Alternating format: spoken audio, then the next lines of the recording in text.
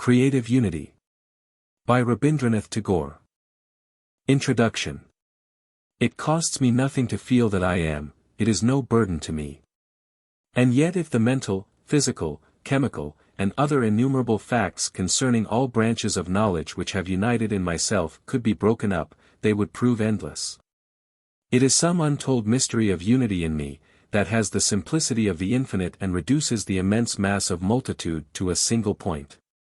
This one in me knows the universe of the many. But, in whatever it knows the one in different aspects. It knows this room only because this room is one to it, in spite of the seeming contradiction of the endless facts contained in the single fact of the room. Its knowledge of a tree is the knowledge of a unity, which appears in the aspect of a tree. This one in me is creative. Its creations are a pastime, through which it gives expression to an ideal of unity in its endless show of variety. Such are its pictures, poems, music, in which it finds joy only because they reveal the perfect forms of an inherent unity. This one in me not only seeks unity in knowledge for its understanding and creates images of unity for its delight. It also seeks union in love for its fulfillment. It seeks itself in others. This is a fact, which would be absurd had there been no great medium of truth to give it reality. In love we find a joy which is ultimate because it is the ultimate truth. Therefore it is said in the Upanishads that the Advaitam is Anantam, the one is infinite, that the Advaitam is Anandam, the one is love. To give perfect expression to the one, the infinite, through the harmony of the many. To the one, the love, through the sacrifice of self, is the object alike of our individual life and our society. How do you find this book? Any thoughts about the book or the author? Any suggestion for improvement? Please take a moment to share your thoughts in a comment. If you like it, share it with your friends who might enjoy it as well. Subscribe to keep in touch. Visit CompleteAudiobooks.com for more quality content. The Poet's Religion. Civility is beauty of behavior. It requires for its perfection patience, self-control, and an environment of leisure. For genuine courtesy is a creation, like pictures, like music. It is a harmonious blending of voice, gesture and movement, words and action, in which generosity of conduct is expressed. It reveals the man himself and has no ulterior purpose. Our needs are always in a hurry. They rush and hustle, they are rude and unceremonious, they have no surplus of leisure, no patience for anything else but fulfillment of purpose. We frequently see in our country at the present day men utilizing empty kerosene cans for carrying water. These cans are emblems of discourtesy. They are curt and abrupt, they have not the least shame for their unmannerliness, they do not care to be ever so slightly more than useful. The instruments of our necessity assert that we must have food, shelter, clothes, comforts and convenience. And yet men spend an immense amount of their time and resources in contradicting this assertion, to prove that they are not a mere living catalogue of endless wants. That there is in them an ideal of perfection, a sense of unity, which is a harmony between parts and a harmony with surroundings.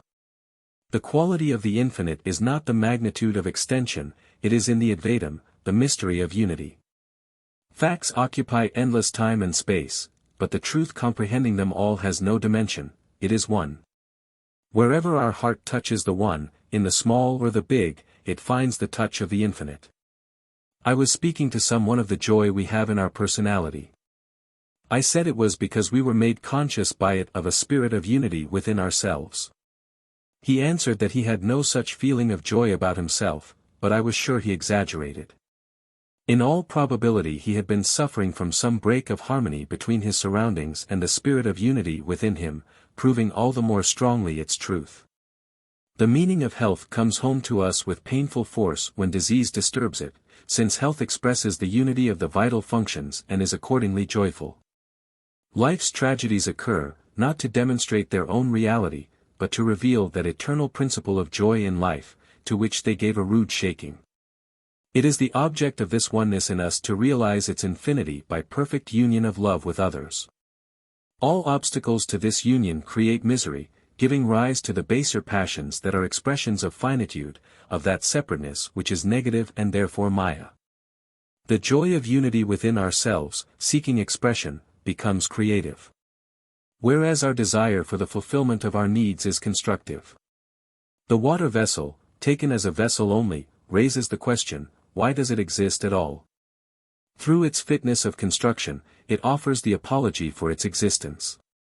But where it is a work of beauty it has no question to answer, it has nothing to do, but to be. It reveals in its form a unity to which all that seems various in it is so related that, in a mysterious manner, it strikes sympathetic chords to the music of unity in our own being. What is the truth of this world? It is not in the masses of substance, not in the number of things, but in their relatedness, which neither can be counted, nor measured, nor abstracted. It is not in the materials which are many, but in the expression which is one. All our knowledge of things is knowing them in their relation to the universe, in that relation which is truth. A drop of water is not a particular assortment of elements, it is the miracle of a harmonious mutuality, in which the two reveal the one. No amount of analysis can reveal to us this mystery of unity. Matter is an abstraction, we shall never be able to realize what it is, for our world of reality does not acknowledge it. Even the giant forces of the world, centripetal and centrifugal, are kept out of our recognition. They are the day laborers not admitted into the audience hall of creation. But light and sound come to us in their gay dresses as troubadours singing serenades before the windows of the senses. What is constantly before us, claiming our attention, is not the kitchen, but the feast. Not the anatomy of the world, but its countenance. There is the dancing ring of seasons, the elusive play of lights and shadows, of wind and water, the many-colored wings of erratic life flitting between birth and death. The importance of these does not lie in their existence as mere facts, but in their language of harmony, the mother tongue of our own soul, through which they are communicated to us. We grow out of touch with this great truth, we forget to accept its invitation and its hospitality, when in quest of external success our works become unspiritual and unexpressive. This is what Wordsworth complained of when he said, "The world is too much with us, late and soon. Getting and spending, we lay waste our powers. Little we see in nature that is ours. But it is not because the world has grown too familiar to us. On the contrary, it is because we do not see it in its aspect of unity, because we are driven to distraction by our pursuit of the fragmentary. Materials as materials are savage, they are solitary, they are ready to hurt one another. They are like our individual impulses seeking the unlimited freedom of willfulness. Left to themselves they are destructive. But directly an ideal of unity raises its banner in their center, it brings these rebellious forces under its sway and creation is revealed, the creation which is peace, which is the unity of perfect relationship. Our greed for eating is in itself ugly and selfish, it has no sense of decorum, but when brought under the ideal of social fellowship, it is regulated and made ornamental, it is changed into a daily festivity of life. In human nature sexual passion is fiercely individual and destructive, but dominated by the ideal of love, it has been made to flower into a perfection of beauty. Becoming in its best expression symbolical of the spiritual truth in man which is his kinship of love with the infinite. Thus we find it is the one which expresses itself in creation, and the many, by giving up opposition, make the revelation of unity perfect. 2. I remember, when I was a child, that a row of coconut trees by our garden wall, with their branches beckoning the rising sun on the horizon, gave me a companionship as living as I was myself. I know it was my imagination which transmuted the world around me into my own world, the imagination which seeks unity, which deals with it. But we have to consider that this companionship was true. That the universe in which I was born had in it an element profoundly akin to my own imaginative mind, one which wakens in all children's natures the Creator, whose pleasure is in interweaving the web of creation with his own patterns of many-colored strands. It is something akin to us, and therefore harmonious to our imagination. When we find some strings vibrating in unison with others, we know that this sympathy carries in it an eternal reality.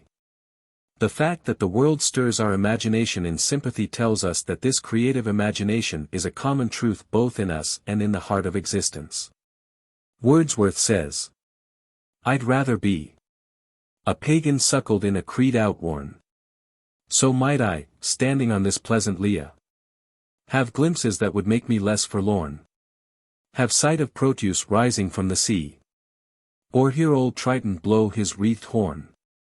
In this passage the poet says we are less forlorn in a world which we meet with our imagination. That can only be possible if through our imagination is revealed, behind all appearances, the reality which gives the touch of companionship, that is to say, something which has an affinity to us. An immense amount of our activity is engaged in making images, not for serving any useful purpose or formulating rational propositions, but for giving varied responses to the varied touches of this reality. In this image-making the child creates his own world in answer to the world in which he finds himself.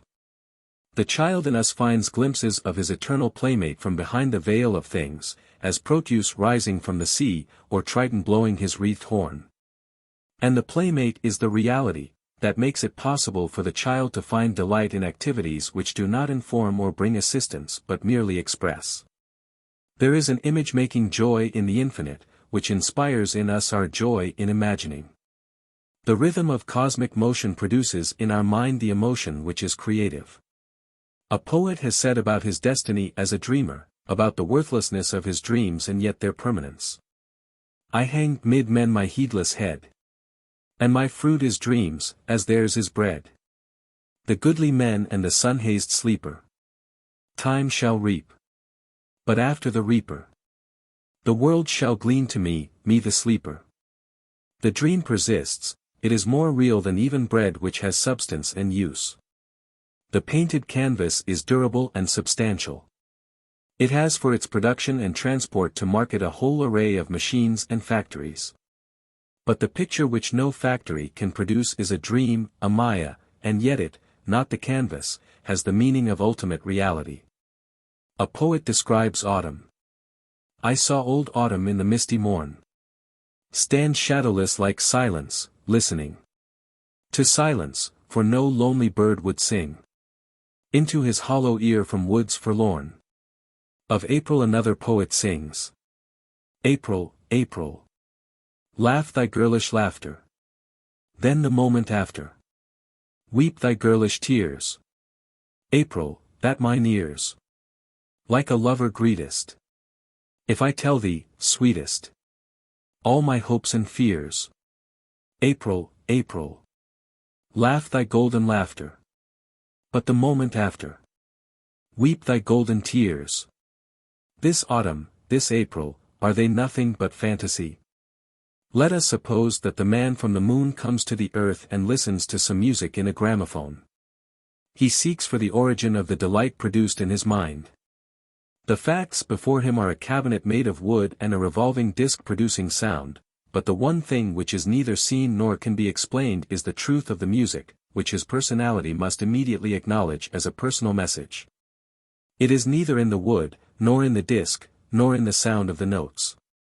If the man from the moon be a poet, as can reasonably be supposed, he will write about a fairy imprisoned in that box, who sits spinning fabrics of songs expressing her cry for a faraway magic casement opening on the foam of some perilous sea. In a fairyland forlorn. It will not be literally, but essentially true. The facts of the gramophone make us aware of the laws of sound, but the music gives us personal companionship. The bare facts about April are alternate sunshine and showers. But the subtle blending of shadows and lights, of murmurs and movements, in April, gives us not mere shocks of sensation, but unity of joy as does music. Therefore when a poet sees the vision of a girl in April, even a downright materialist is in sympathy with him. But we know that the same individual would be menacingly angry if the law of heredity or a geometrical problem were described as a girl or a rose, or even as a cat or a camel. For these intellectual abstractions have no magical touch for our lute strings of imagination. They are no dreams, as are the harmony of bird songs, rain-washed leaves glistening in the sun, and pale clouds floating in the blue. The ultimate truth of our personality is that we are no mere biologists or geometricians, we are the dreamers of dreams, we are the music makers. This dreaming or music making is not a function of the lotus eaters, it is the creative impulse which makes songs not only with words and tunes, lines and colors, but with stones and metals. With ideas and men. With wonderful deathless ditties. We build up the world's great cities. And out of a fabulous story, we fashion an empire's glory. I have been told by a scholar friend of mine that by constant practice in logic he has weakened his natural instinct of faith. The reason is, faith is the spectator in us which finds the meaning of the drama from the unity of the performance. But logic lures us into the green room where there is stagecraft but no drama at all, and then this logic nods its head and wearily talks about disillusionment. But the green room, dealing with its fragments, looks foolish when questioned, or wears the sneering smile of Mephistopheles, for it does not have the secret of unity, which is somewhere else. It is for faith to answer, unity comes to us from the One, and the One in ourselves opens the door and receives it with joy. The function of poetry and the arts is to remind us that the green room is the greyest of illusions, and the reality is the drama presented before us, all its paint and tinsel, masks and pageantry, made one in art. The ropes and wheels perish, the stage is changed, but the dream which is drama remains true, for there remains the eternal dreamer. 3. Poetry and the arts cherish in them the profound faith of man in the unity of his being with all existence, the final truth of which is the truth of personality. It is a religion directly apprehended, and not a system of metaphysics to be analyzed and argued. We know in our personal experience what our creations are and we instinctively know through it what creation around us means. When Keats said in his Ode to a Grecian Urn, "Thou, silent form, dost tease us out of thought, as doth eternity," he felt the ineffable which is in all forms of perfection, the mystery of the One, which takes us beyond all thought into the immediate touch of the infinite. This is the mystery which is for a poet to realize and to reveal. It comes out in Keats' poems with struggling gleams through consciousness of suffering and despair. Spite of despondence, of the inhuman dearth. Of noble natures, of the gloomy days. Of all the unhealthy and o'er-darkened ways. Made for our searching, yes, in spite of all. Some shape of beauty moves away the pall from our dark spirits. In this there is a suggestion that truth reveals itself in beauty. For if beauty were mere accident, a rent in the eternal fabric of things, then it would hurt, would be defeated by the antagonism of facts. Beauty is no fantasy, it has the everlasting meaning of reality. The facts that cause despondence and gloom are mere mist, and when through the mist beauty breaks out in momentary gleams, we realize that peace is true and not conflict, love is true and not hatred. And truth is the one, not the disjointed multitude. We realize that creation is the perpetual harmony between the infinite ideal of perfection and the eternal continuity of its realization. That so long as there is no absolute separation between the positive ideal and the material obstacle to its attainment, we need not be afraid of suffering and loss. This is the poet's religion. Those who are habituated to the rigid framework of sectarian creeds will find such a religion as this too indefinite and elastic. No doubt it is so, but only because its ambition is not to shackle the infinite and tame it for domestic use, but rather to help our consciousness to emancipate itself from materialism. It is as indefinite as the morning, and yet as luminous. It calls our thoughts, feelings, and actions into freedom, and feeds them with light. In the poet's religion we find no doctrine or injunction, but rather the attitude of our entire being towards a truth which is ever to be revealed in its own endless creation. In dogmatic religion all questions are definitely answered, all doubts are finally laid to rest. But the poet's religion is fluid, like the atmosphere round the earth where lights and shadows play hide and seek, and the wind like a shepherd boy plays upon its reeds among flocks of clouds. It never undertakes to lead anybody anywhere to any solid conclusion, yet it reveals endless spheres of light, because it has no walls round itself. It acknowledges the facts of evil. It openly admits the weariness, the fever and the fret, in the world where men sit and hear each other groan. Yet it remembers that in spite of all there is the song of the nightingale, and, haply the queen moon is on her throne, and there is white hawthorn, and the pastoral eglantine. Fast fading violets covered up in leaves. And midday's eldest child. The coming musk rose, full of dewy wine. The murmurous haunt of flies on summer eves.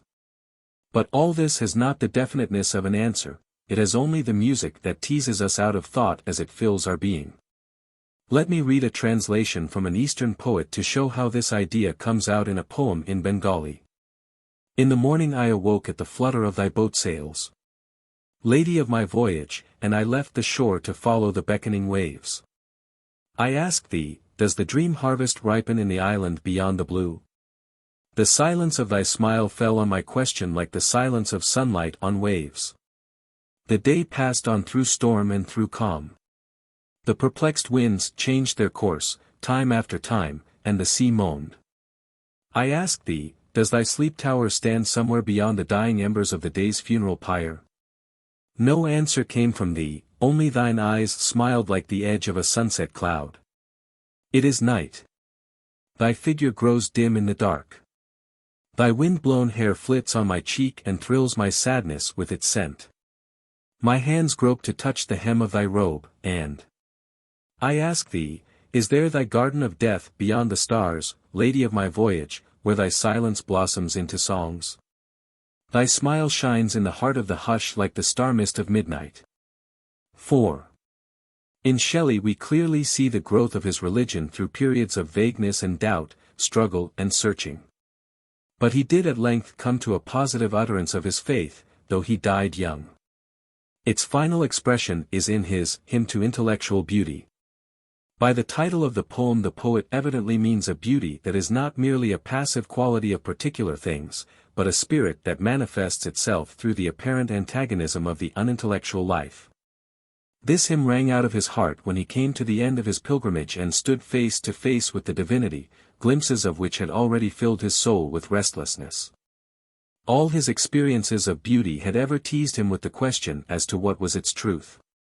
Somewhere he sings of a nosegay which he makes of violets, daisies, tender bluebells and that tall flower that wets like a child, half in tenderness and mirth, its mother's face with heaven-collected tears. He ends by saying, and then, elate and gay, I hastened to the spot whence I had come, that I might there present it, oh! To whom? This question, even though not answered, carries a significance. A creation of beauty suggests a fulfillment, which is the fulfillment of love. We have heard some poets scoff at it in bitterness and despair. But it is like a sick child beating its own mother, it is a sickness of faith, which hurts truth, but proves it by its very pain and anger. And the faith itself is this, that beauty is the self-offering of the one to the other one. In the first part of his Hymn to Intellectual Beauty, Shelley dwells on the inconstancy and evanescence of the manifestation of beauty, which imparts to it an appearance of frailty and unreality. Like hues and harmonies of evening. Like clouds in starlight widely spread. Like memory of music fled. This, he says, rouses in our mind the question. Why aught should fail and fade that once is shown? Why fear and dream and death and birth? Cast on the daylight of this earth. Such gloom, why man has such a scope? For love and hate. Despondency and hope. The poet's own answer to this question is, man were immortal, and omnipotent. Didst thou, unknown and awful as thou art, keep with thy glorious train firm state within his heart. This very elusiveness of beauty suggests the vision of immortality and of omnipotence, and stimulates the effort in man to realize it in some idea of permanence. The highest reality has actively to be achieved. The gain of truth is not in the end. It reveals itself through the endless length of achievement. But what is there to guide us in our voyage of realization? Men have ever been struggling for direction. Therefore the names of demon, ghost, and heaven remain the records of their vain endeavor. Frail spells, whose uttered charm might not avail to sever. From all we hear and all we see. Doubt. Chance and mutability. The prevalent rites and practices of piety, according to this poet, are like magic spells, they only prove men's desperate endeavor and not their success. He knows that the end we seek has its own direct call to us, its own light to guide us to itself. And truth's call is the call of beauty. Of this he says, "Thy light alone, like mist o'er mountain driven. Or music by the night wind sent. Through strings of some still instrument. Or moonlight on a midnight stream. Gives grace and truth to life's unquiet dream." About this revelation of truth which calls us on, and yet which is everywhere, a village singer of Bengal sings. My master's flute sounds in everything, drawing me out of my house to everywhere. While I listen to it I know that every step I take is in my master's house. For he is the sea, he is the river that leads to the sea, and he is the landing place. Religion, in Shelley, grew with his life. It was not given to him in fixed and ready-made doctrines, he rebelled against them. He had the creative mind which could only approach truth through its joy in creative effort. For true creation is realization of truth through the translation of it into our own symbols. For man, the best opportunity for such a realization has been in men's society. It is a collective creation of his, through which his social being tries to find itself in its truth and beauty. Had that society merely manifested its usefulness, it would be inarticulate like a dark star. But, unless it degenerates, it ever suggests in its concerted movements a living truth as its soul, which has personality. In this large life of social communion man feels the mystery of unity, as he does in music. From the sense of that unity, men came to the sense of their God. And therefore every religion began with its tribal God. The one question before all others that has to be answered by our civilizations is not what they have and in what quantity, but what they express and how. In a society, the production and circulation of materials, the amassing and spending of money, may go on, as in the interminable prolonging of a straight line. If its people forget to follow some spiritual design of life which curbs them and transforms them into an organic whole. For growth is not that enlargement which is merely adding to the dimensions of incompleteness. Growth is the movement of a whole towards a yet fuller wholeness. Living things start with this wholeness from the beginning of their career. A child has its own perfection as a child, it would be ugly if it appeared as an unfinished man. Life is a continual process of synthesis, and not of additions.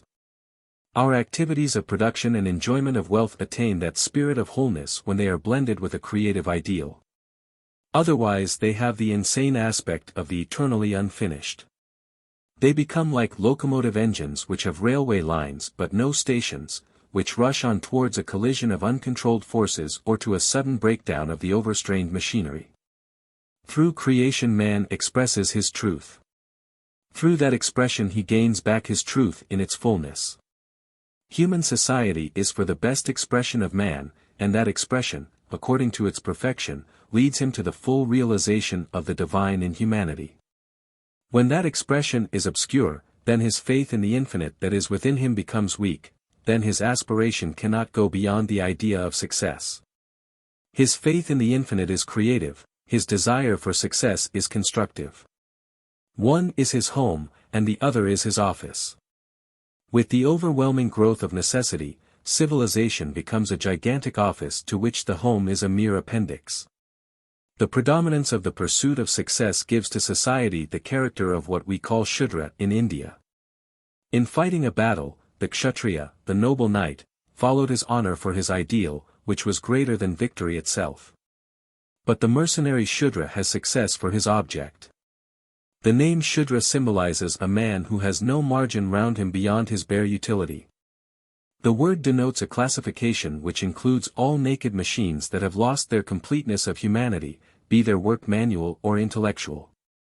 They are like walking stomachs or brains, and we feel, in pity, urged to call on God and cry, cover them up for mercy's sake with some veil of beauty in life. When Shelley in his view of the world realized the spirit of beauty, which is the vision of the infinite, he thus uttered his faith.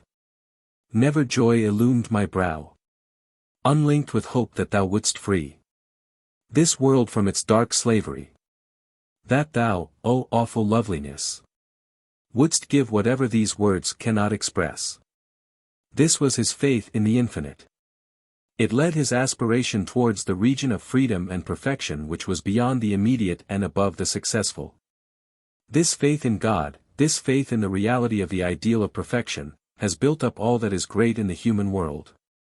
To keep indefinitely walking on, along a zigzag course of change, is negative and barren. A mere procession of notes does not make music, it is only when we have in the heart of the march of sound some musical idea that it creates song. Our faith in the infinite reality of perfection is that musical idea, and there is that one great creative force in our civilization.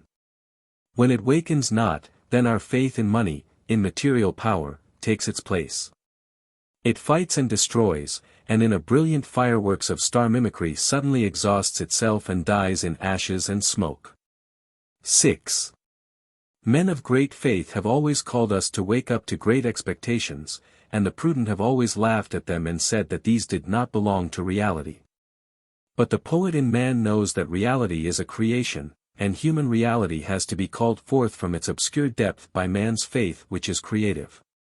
There was a day when the human reality was the brutal reality. That was the only capital we had with which to begin our career. But age after age there has come to us the call of faith, which said against all the evidence of fact, you are more than you appear to be, more than your circumstances seem to warrant. You are to attain the impossible, you are immortal. The unbelievers had laughed and tried to kill the faith. But faith grew stronger with the strength of martyrdom, and at her bidding higher realities have been created over the strata of the lower. Has not a new age come today, born by thunderclouds, ushered in by a universal agony of suffering? Are we not waiting today for a great call of faith, which will say to us, come out of your present limitations. You are to attain the impossible, you are immortal. The nations who are not prepared to accept it, who have all their trust in their present machines of system, and have no thought or space to spare to welcome the sudden guest who comes as the messenger of emancipation, are bound to court defeat whatever may be their present wealth and power. This great world, where it is a creation, an expression of the infinite, where its morning sings of joy to the newly awakened life, and its evening stars sing to the traveler, weary and worn, of the triumph of life in a new birth across death, has its call for us. The call has ever roused the Creator in man, and urged him to reveal the truth, to reveal the infinite in himself. It is ever claiming from us, in our own creations, cooperation with God, reminding us of our divine nature, which finds itself in freedom of spirit. Our society exists to remind us, through its various voices, that the ultimate truth in man is not in his intellect or his possessions, it is in his illumination of mind, in his extension of sympathy across all barriers of caste and color. In his recognition of the world, not merely as a storehouse of power, but as a habitation of man's spirit, with its eternal music of beauty and its inner light of the divine presence. The creative ideal. In an old Sanskrit book there is a verse which describes the essential elements of a picture. The first in order is vrupabheda, separateness of forms. Forms are many, forms are different, each of them having its limits. But if this were absolute, if all forms remained obstinately separate, then there would be a fearful loneliness of multitude. But the varied forms, in their very separateness, must carry something which indicates the paradox of their ultimate unity, otherwise there would be no creation. So in the same verse, after the enumeration of separateness comes that of pramanani, proportions. Proportions indicate relationship, the principle of mutual accommodation. A leg dismembered from the body has the fullest license to make a caricature of itself. But, as a member of the body, it has its responsibility to the living unity which rules the body, it must behave properly, it must keep its proportion. If, by some monstrous chance of physiological profiteering, it could outgrow by yards its fellow stalker, then we know what a picture it would offer to the spectator and what embarrassment to the body itself. Any attempt to overcome the law of proportion altogether and to assert absolute separateness is rebellion. It means either running the gauntlet of the rest, or remaining segregated. The same Sanskrit word pramanani, which in a book of aesthetics means proportions, in a book of logic means the proofs by which the truth of a proposition is ascertained. All proofs of truth are credentials of relationship. Individual facts have to produce such passports to show that they are not expatriated, that they are not a break in the unity of the whole. The logical relationship present in an intellectual proposition, and the aesthetic relationship indicated in the proportions of a work of art, both agree in one thing. They affirm that truth consists, not in facts, but in harmony of facts. Of this fundamental note of reality it is that the poet has said, "Beauty is truth, truth beauty." Proportions, which prove relativity, form the outward language of creative ideals. A crowd of men is desultory, but in a march of soldiers every man keeps his proportion of time and space and relative movement, which makes him one with the whole vast army. But this is not all. The creation of an army has, for its inner principle, one single idea of the general. According to the nature of that ruling idea, a production is either a work of art or a mere construction. All the materials and regulations of a joint stock company have the unity of an inner motive. But the expression of this unity itself is not the end, it ever indicates an ulterior purpose. On the other hand, the revelation of a work of art is a fulfillment in itself. The consciousness of personality, which is the consciousness of unity in ourselves, becomes prominently distinct when colored by joy or sorrow or some other emotion. It is like the sky, which is visible because it is blue, and which takes different aspect with the change of colors. In the creation of art, therefore, the energy of an emotional ideal is necessary. As its unity is not like that of a crystal, passive and inert, but actively expressive. Take, for example, the following verse. Oh, fly not pleasure, pleasant-hearted pleasure. Fold me thy wings, I prithee, yet and stay. For my heart no measure knows, nor other treasure, to buy a garland for my love today. And thou too, sorrow, tender-hearted sorrow. Thou grey-eyed mourner, fly not yet away. For I fain would borrow thy sad weeds tomorrow, to make a mourning for love's yesterday. The words in this quotation, merely showing the meter, would have no appeal to us. With all its perfection and its proportion, rhyme and cadence, it would only be a construction. But when it is the outer body of an inner idea it assumes a personality. The idea flows through the rhythm, permeates the words and throbs in their rise and fall. On the other hand, the mere idea of the above-quoted poem, stated in unrhythmic prose, would represent only a fact, inertly static, which would not bear repetition. But the emotional idea, incarnated in a rhythmic form, acquires the dynamic quality needed for those things which take part in the world's eternal pageantry. Take the following doggerel. 30 days hath September, April, June, and November. The meter is there, and it simulates the movement of life. But it finds no synchronous response in the meter of our heartbeats, it has not in its center the living idea which creates for itself an indivisible unity. It is like a bag which is convenient, and not like a body which is inevitable. This truth, implicit in our own works of art, gives us the clue to the mystery of creation. We find that the endless rhythms of the world are not merely constructive. They strike our own heartstrings and produce music. Therefore it is we feel that this world is a creation. That in its center there is a living idea which reveals itself in an eternal symphony, played on innumerable instruments, all keeping perfect time. We know that this great world verse, that runs from sky to sky, is not made for the mere enumeration of facts, it is not 30 days hath September, it has its direct revelation in our delight. That delight gives us the key to the truth of existence, it is personality acting upon personalities through incessant manifestations. The solicitor does not sing to his client, but the bridegroom sings to his bride. And when our soul is stirred by the song, we know it claims no fees from us, but it brings the tribute of love and a call from the bridegroom. It may be said that in pictorial and other arts there are some designs that are purely decorative and apparently have no living and inner ideal to express. But this cannot be true. These decorations carry the emotional motive of the artist, which says, "I find joy in my creation, it is good." All the language of joy is beauty. It is necessary to note, however, that joy is not pleasure, and beauty not mere prettiness. Joy is the outcome of detachment from self and lives in freedom of spirit. Beauty is that profound expression of reality which satisfies our hearts without any other allurements but its own ultimate value.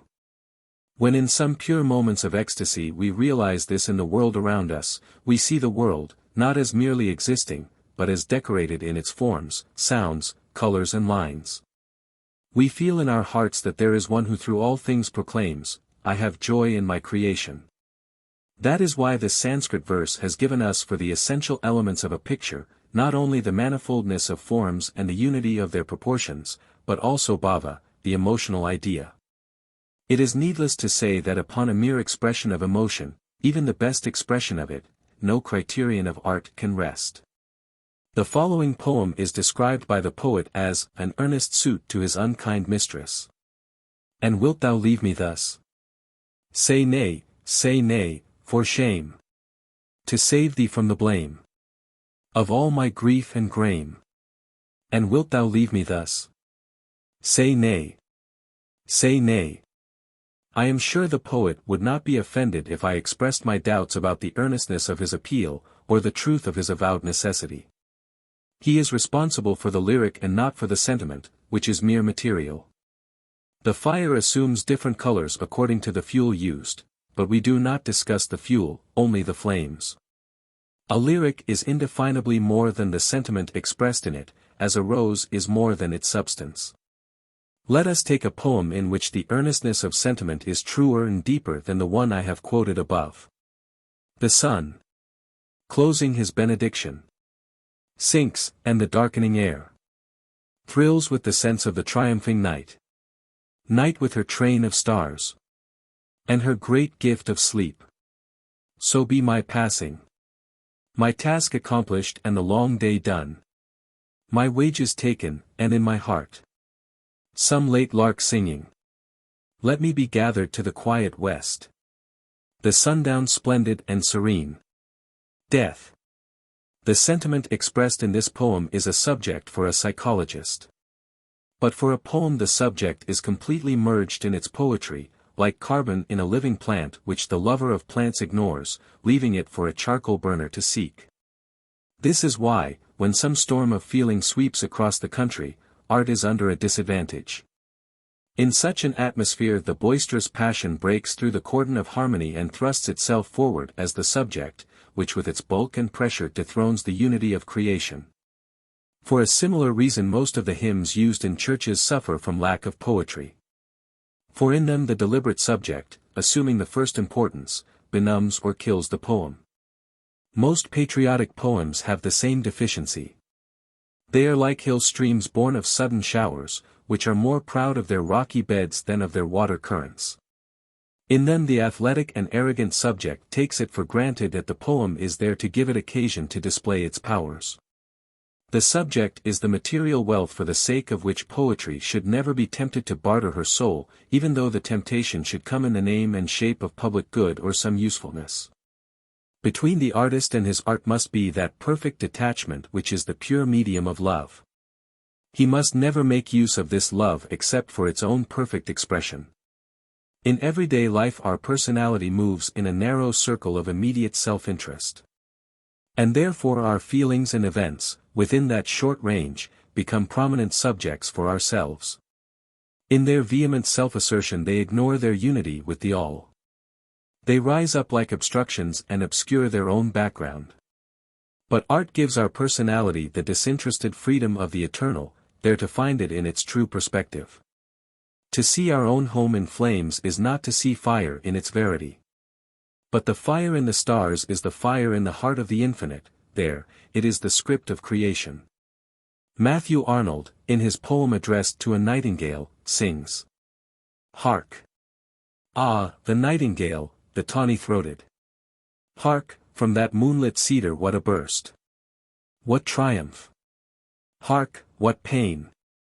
But pain, when met within the boundaries of limited reality, repels and hurts, it is discordant with the narrow scope of life. But the pain of some great martyrdom has the detachment of eternity.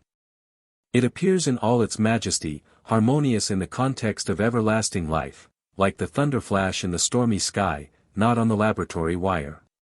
Pain on that scale has its harmony in great love, for by hurting love it reveals the infinity of love in all its truth and beauty. On the other hand, the pain involved in business insolvency is discordant. It kills and consumes till nothing remains but ashes. The poet sings again. How thick the bursts come crowding through the leaves. Eternal passion. Eternal pain. And the truth of pain in eternity has been sung by those Vedic poets who had said, from joy has come forth all creation. They say, Satapas tapatva sarvam asrajata yadidam kincha. God from the heat of his pain created all that there is.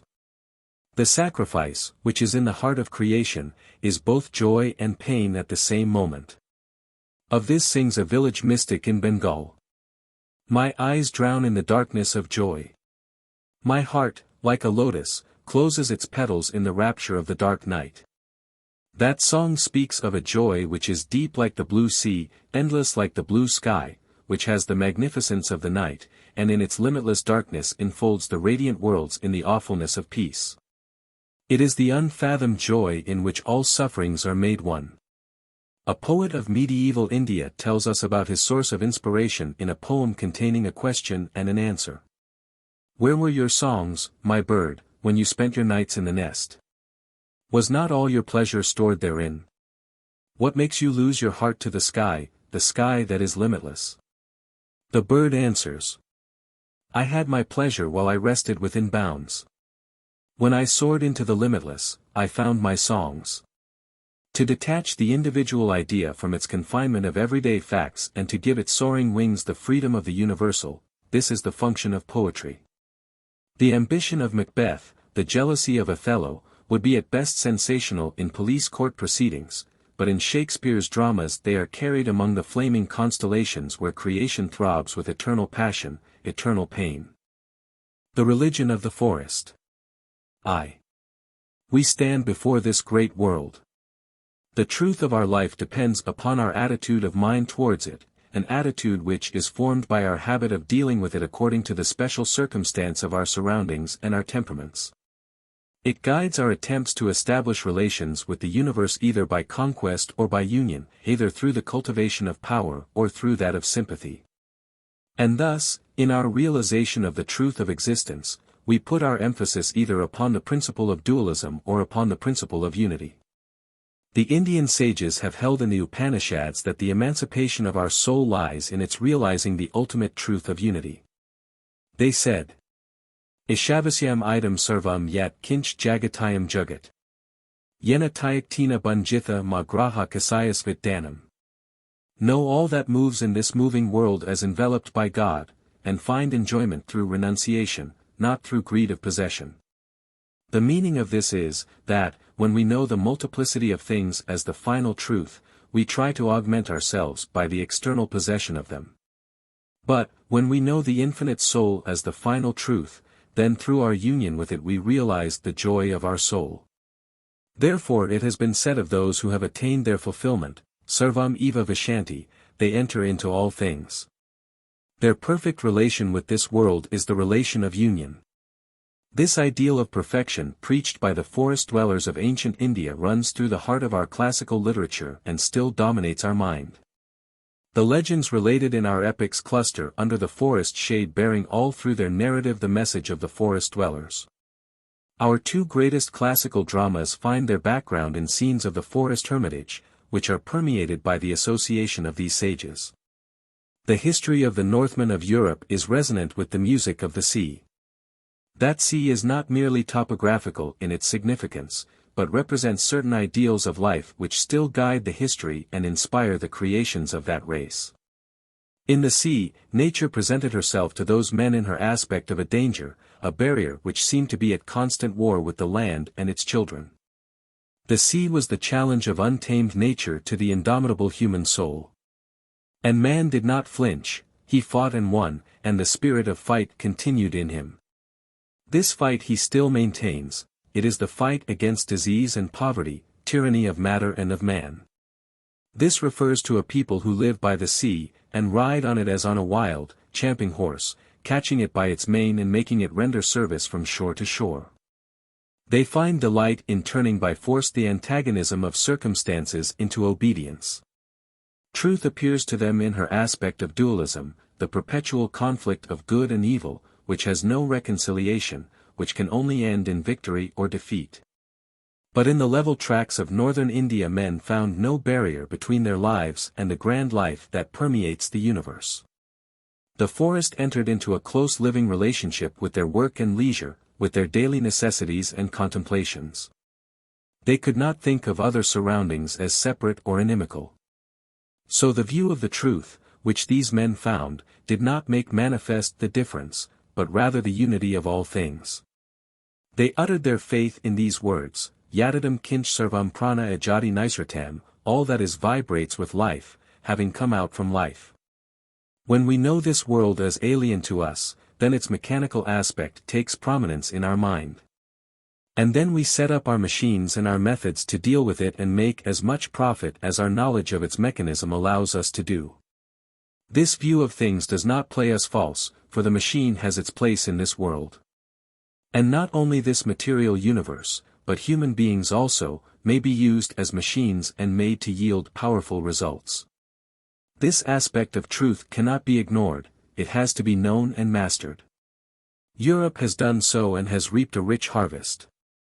The view of this world which India has taken is summed up in one compound Sanskrit word, Satchidananda. The meaning is that reality, which is essentially one, has three phases. The first is Sat. It is the simple fact that things are, the fact which relates us to all things through the relationship of common existence. The second is Chit, it is the fact that we know, which relates us to all things through the relationship of knowledge. The third is Ananda, it is the fact that we enjoy, which unites us with all things through the relationship of love. According to the true Indian view, our consciousness of the world, merely as the sum total of things that exist, and as governed by laws, is imperfect. But it is perfect when our consciousness realizes all things as spiritually one with it, and therefore capable of giving us joy. For us the highest purpose of this world is not merely living in it, knowing it and making use of it, but realizing our own selves in it through expansion of sympathy.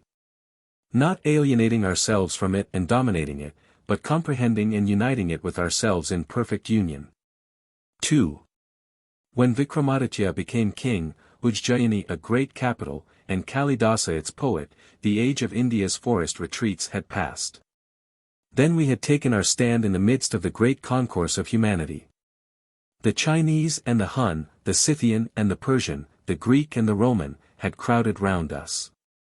But, even in that age of pomp and prosperity, the love and reverence with which its poets sang about the hermitage shows what was the dominant ideal that occupied the mind of India. What was the one current of memory that continually flowed through her life?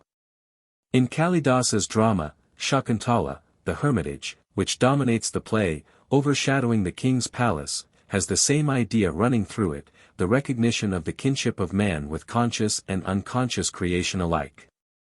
A poet of a later age, while describing a hermitage in his Kadambari, tells us of the posture of salutation in the flowering lianas as they bow to the wind, of the sacrifice offered by the trees scattering their blossoms, of the grove resounding with the lessons chanted by the neophytes, and the verses repeated by the parrots, learnt by constantly hearing them. Of the wildfowl enjoying Vaishvadeva Bali Pinda, the food offered to the divinity which is in all creatures, of the ducks coming up from the lake for their portion of the grass seed spread in the cottage yards to dry, and of the deer caressing with their tongues the young hermit boys. It is again the same story. The hermitage shines out, in all our ancient literature, as the place where the chasm between man and the rest of creation has been bridged. In the Western dramas, human characters drown our attention in the vortex of their passions. Nature occasionally peeps out, but she is almost always a trespasser, who has to offer excuses, or bow apologetically and depart. But in all our dramas which still retain their fame, such as Mritzhakataka, Shakuntala, Uttararamacharita, nature stands on her own right, proving that she has her great function, to impart the peace of the eternal to human emotions. The fury of passion in two of Shakespeare's youthful poems is exhibited in conspicuous isolation. It is snatched away, naked, from the context of the all, it has not the green earth or the blue sky around it. It is there ready to bring to our view the raging fever which is in man's desires, and not the balm of health and repose which encircles it in the universe. Ritasamhara is clearly a work of Kalidasa's immaturity. The youthful love song in it does not reach the sublime reticence which is in Shakuntala and Kumarasambhava. But the tune of these voluptuous outbreaks is set to the varied harmony of nature's symphony. The moonbeams of the summer evening, resonant with the flow of fountains, acknowledge it as a part of its own melody. In its rhythm sways the Kadamba forest, glistening in the first cool rain of the season. And the south breezes, carrying the scent of the mango blossoms, temper it with their murmur. In the third canto of Kumarasambhava, Madana, the god Eros, enters the forest sanctuary to set free a sudden flood of desire amid the serenity of the ascetic's meditation. But the boisterous outbreak of passion so caused was shown against a background of universal life. The divine love thrills of Sati and Shiva found their response in the worldwide immensity of youth, in which animals and trees have their life throbs. Not only its third canto but the whole of the Kumarasambhava poem is painted upon a limitless canvas. It tells of the eternal wedding of love, its wooing and sacrifice, and its fulfillment, for which the gods wait in suspense. Its inner idea is deep and of all time. It answers the one question that humanity asks through all its endeavors: how is the birth of the hero to be brought about, the brave one who can defy and vanquish the evil demon laying waste heaven's own kingdom? It becomes evident that such a problem had become acute in Kalidasa's time, when the old simplicity of Hindu life had broken up. The Hindu kings, forgetful of their duties, had become self-seeking Epicureans, and India was being repeatedly devastated by the Scythians. What answer, then, does the poem give to the question it raises? Its message is that the cause of weakness lies in the inner life of the soul. It is in some break of harmony with the good, some dissociation from the true. In the commencement of the poem we find that the god Shiva, the good, had remained for long lost in the self-centered solitude of his asceticism, detached from the world of reality. And then paradise was lost. But Kumarasambhava is the poem of paradise regained. How was it regained? When Sati, the spirit of reality, through humiliation, suffering, and penance, won the heart of Shiva, the spirit of goodness. And thus, from the union of the freedom of the real with the restraint of the good, was born the heroism that released paradise from the demon of lawlessness. Viewed from without, India, in the time of Kalidasa, appeared to have reached the zenith of civilization, excelling as she did in luxury, literature, and the arts. But from the poems of Kalidasa it is evident that this very magnificence of wealth and enjoyment worked against the ideal that sprang and flowed forth from the sacred solitude of the forest. These poems contain the voice of warnings against the gorgeous unreality of that age, which, like a Himalayan avalanche, was slowly gliding down to an abyss of catastrophe. And from his seat beside all the glories of Vikramaditya's throne the poet's heart yearns for the purity and simplicity of India's past age of spiritual striving. And it was this yearning which impelled him to go back to the annals of the ancient kings of Raghu's line for the narrative poem, in which he traced the history of the rise and fall of the ideal that should guide the rulers of men. King Dilepa, with Queen Sudakshina, has entered upon the life of the forest. The great monarch is busy tending the cattle of the hermitage. Thus the poem opens, amid scenes of simplicity in self-denial. But it ends in the palace of magnificence, in the extravagance of self-enjoyment. With a calm restraint of language the poet tells us of the kingly glory crowned with purity. He begins his poem as the day begins, in the serenity of sunrise.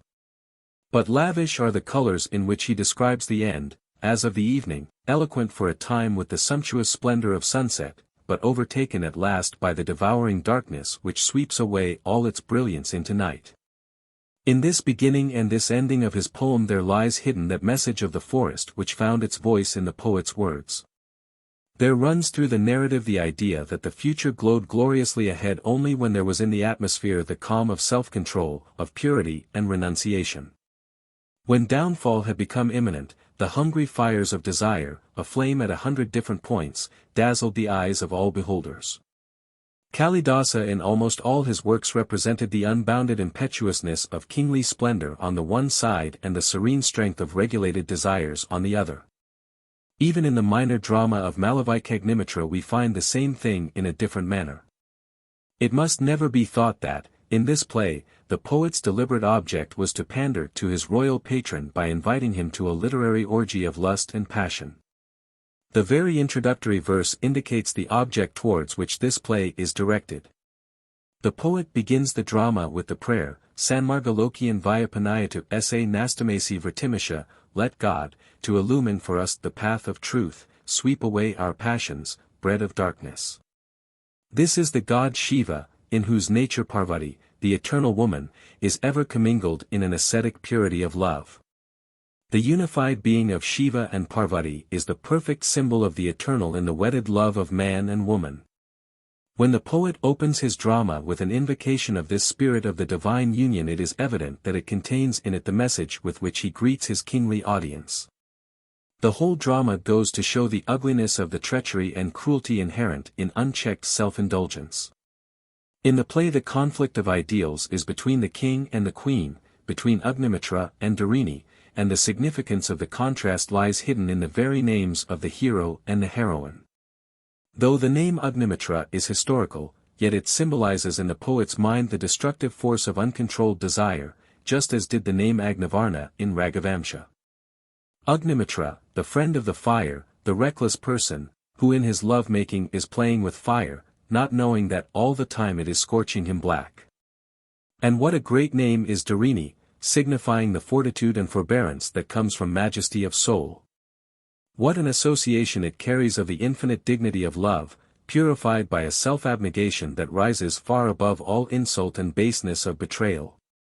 In Shakuntala this conflict of ideals has been shown, all through the drama, by the contrast of the pompous heartlessness of the king's court and the natural purity of the forest hermitage. The drama opens with a hunting scene, where the king is in pursuit of an antelope. The cruelty of the chase appears like a menace symbolizing the spirit of the king's life clashing against the spirit of the forest retreat, which is Sharanyam Sarvabhutanam, where all creatures find their protection of love. And the pleading of the forest dwellers with the king to spare the life of the deer, helplessly innocent and beautiful, is the pleading that rises from the heart of the whole drama. Never, oh, never is the arrow meant to pierce the tender body of a deer, even as the fire is not for the burning of flowers. In the Ramayana, Rama and his companions, in their banishment, had to traverse forest after forest. They had to live in leaf-thatched huts, to sleep on the bare ground. But as their hearts felt their kinship with woodland, hill, and stream, they were not in exile amidst these. Poets, brought up in an atmosphere of different ideals, would have taken this opportunity of depicting in dismal colors the hardship of the forest life in order to bring out the martyrdom of Ramachandra with all the emphasis of a strong contrast. But, in the Ramayana, we are led to realize the greatness of the hero, not in a fierce struggle with nature, but in sympathy with it. Sita, the daughter-in-law of a great kingly house, goes along the forest paths. We read. She asks Rama about the flowering trees, and shrubs and creepers which she has not seen before. At her request Lakshmana gathers and brings her plants of all kinds, exuberant with flowers, and it delights her heart to see the forest rivers, variegated with their streams and sandy banks, resounding with the call of heron and duck. When Rama first took his abode in the Chitrakuta peak, that delightful Chitrakuta, by the Malyavati river, with its easy slopes for landing, he forgot all the pain of leaving his home in the capital at the sight of those woodlands. Alive with beast and bird.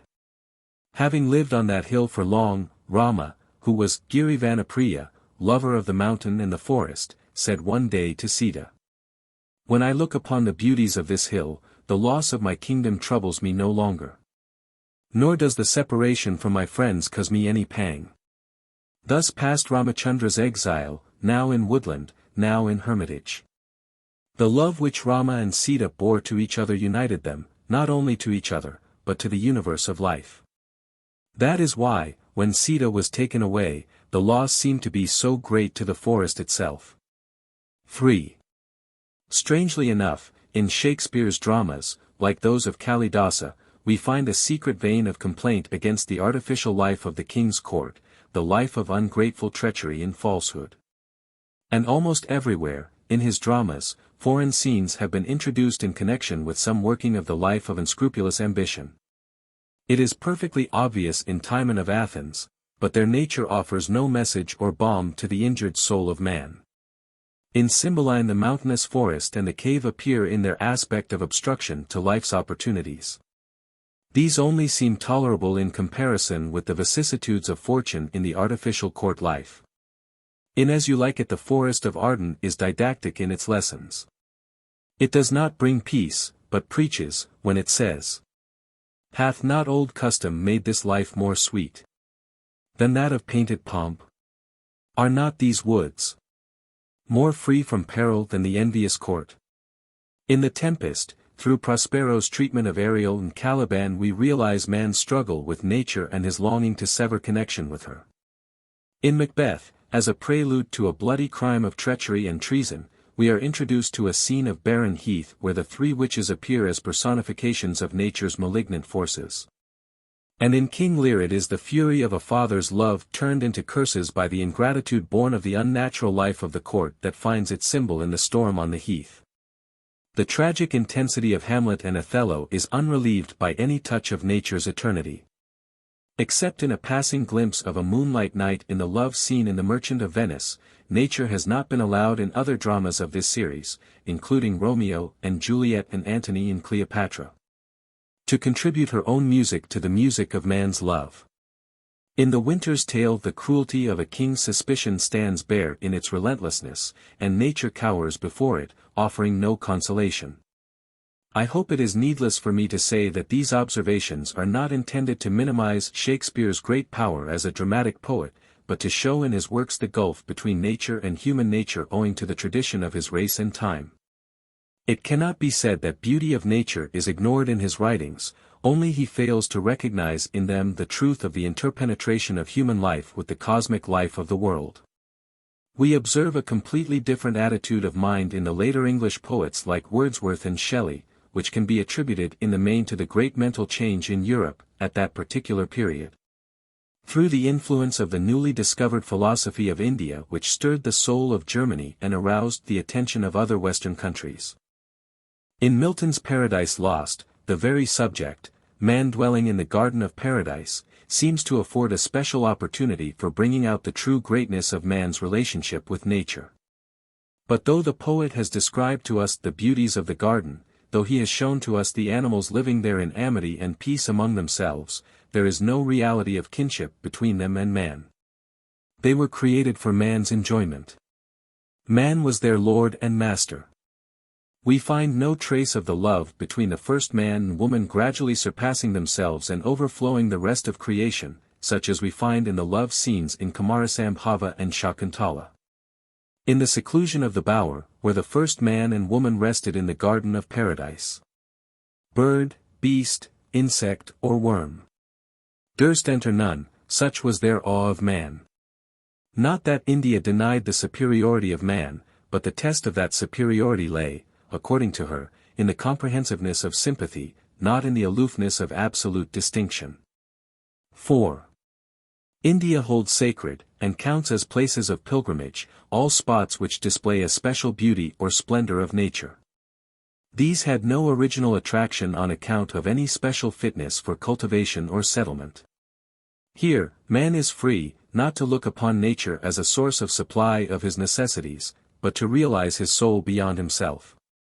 The Himalayas of India are sacred and the Vindhya hills. Her majestic rivers are sacred. Lake Manasa and the confluence of the Ganges and the Jamuna are sacred. India has saturated with her love and worship the great nature with which her children are surrounded, whose light fills their eyes with gladness, and whose water cleanses them, whose food gives them life. And from whose majestic mystery comes forth the constant revelation of the infinite in music, scent, and color, which brings its awakening to the soul of man. India gains the world through worship, through spiritual communion, and the idea of freedom to which she aspired was based upon the realization of her spiritual unity. When, in my recent voyage to Europe, our ship left Aden and sailed along the sea which lay between the two continents, we passed by the red and barren rocks of Arabia on our right side and the gleaming sands of Egypt on our left. They seemed to me like two giant brothers exchanging with each other burning glances of hatred, kept apart by the tearful entreaty of the sea from whose womb they had their birth. There was an immense stretch of silence on the left shore as well as on the right, but the two shores spoke to me of the two different historical dramas enacted. The civilization which found its growth in Egypt was continued across long centuries, elaborately rich with sentiments and expressions of life, with pictures, sculptures, temples, and ceremonials. This was a country whose guardian spirit was a noble river, which spread the festivities of life on its banks across the heart of the land. There man never raised the barrier of alienation between himself and the rest of the world. On the opposite shore of the Red Sea the civilization which grew up in the inhospitable soil of Arabia had a contrary character to that of Egypt. There man felt himself isolated in his hostile and bare surroundings. His idea of God became that of a jealous God. His mind naturally dwelt upon the principle of separateness. It roused in him the spirit of fight, and this spirit was a force that drove him far and wide. These two civilizations represented two fundamental divisions of human nature. The one contained in it the spirit of conquest and the other the spirit of harmony. And both of these have their truth and purpose in human existence. The characters of two eminent sages have been described in our mythology. One was Vashishtha and another Vishvamitra. Both of them were great, but they represented two different types of wisdom, and there was conflict between them. Vishvamitra sought to achieve power and was proud of it, Vashishtha was rudely smitten by that power. But his hurt and his loss could not touch the illumination of his soul, for he rose above them and could forgive. Ramachandra, the great hero of our epic, had his initiation to the spiritual life from Vashishtha, the life of inner peace and perfection. But he had his initiation to war from Vishvamitra, who called him to kill the demons and gave him weapons that were irresistible. Those two sages symbolize in themselves the two guiding spirits of civilization. Can it be true that they shall never be reconciled? If so, can ever the age of peace and cooperation dawn upon the human world? Creation is the harmony of contrary forces, the forces of attraction and repulsion. When they join hands, all the fire and fight are changed into the smile of flowers and the songs of birds. When there is only one of them triumphant and the other defeated, then either there is the death of cold rigidity or that of suicidal explosion. Humanity, for ages, has been busy with the one great creation of spiritual life. Its best wisdom, its discipline, its literature and art, all the teachings and self-sacrifice of its noblest teachers, have been for this. But the harmony of contrary forces, which give their rhythm to all creation, has not yet been perfected by man in his civilization, and the Creator in him is baffled over and over again. He comes back to his work, however, and makes himself busy, building his world in the midst of desolation and ruins. His history is the history of his aspiration interrupted and renewed.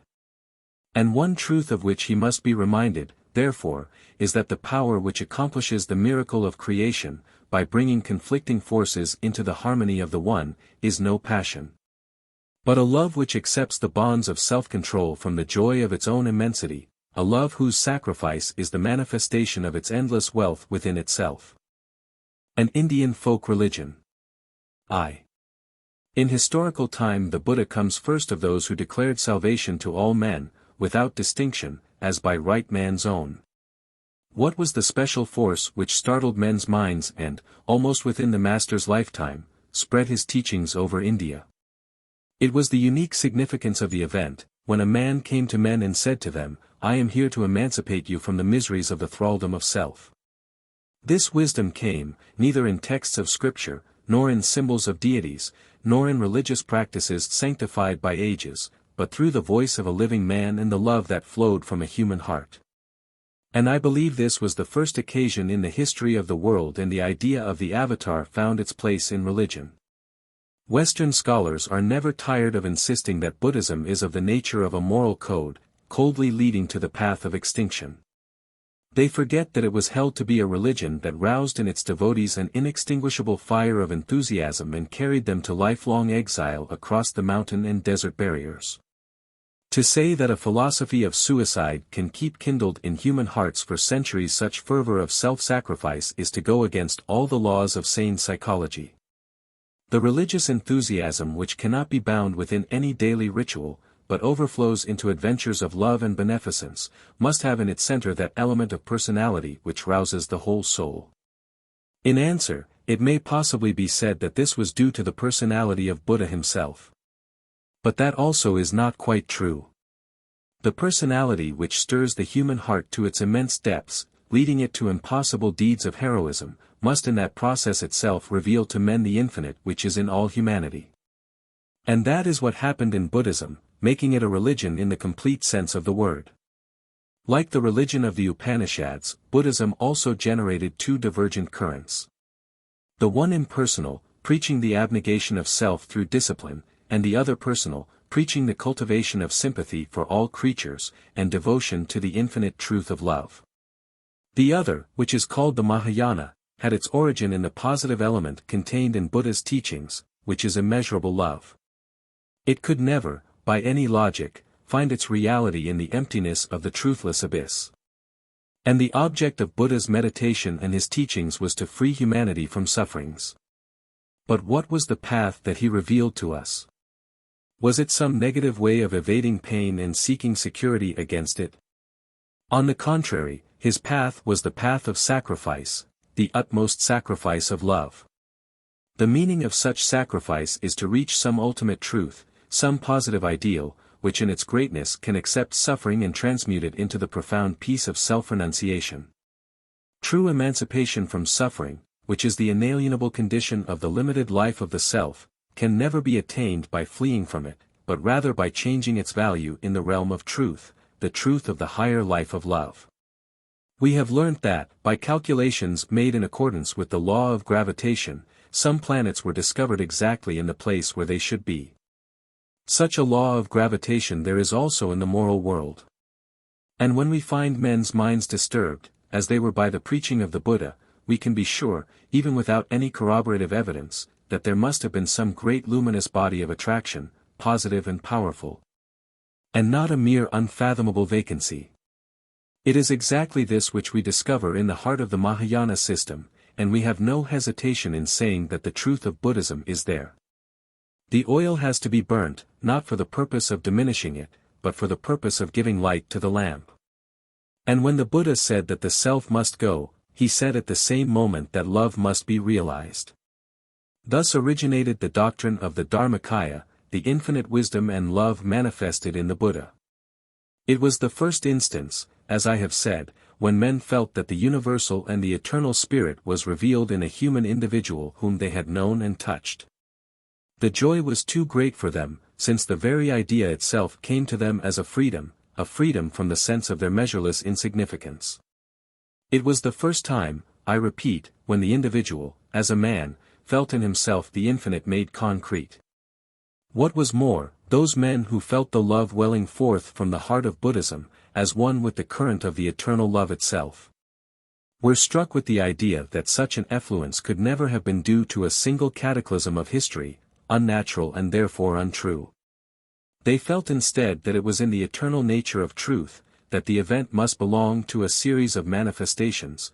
There must have been numberless other revelations in the past and endless others to follow. The idea grew and widened until men began to feel that this infinite being was already in every one of them, and that it rested with themselves to remove the sensual obstructions and reveal him in their own lives. In every individual there was, they realized, the potentiality of Buddha, that is to say, the infinite made manifest. We have to keep in mind the great fact that the preaching of the Buddha in India was not followed by stagnation of life, as would surely have happened if humanity was without any positive goal and his teaching was without any permanent value in itself.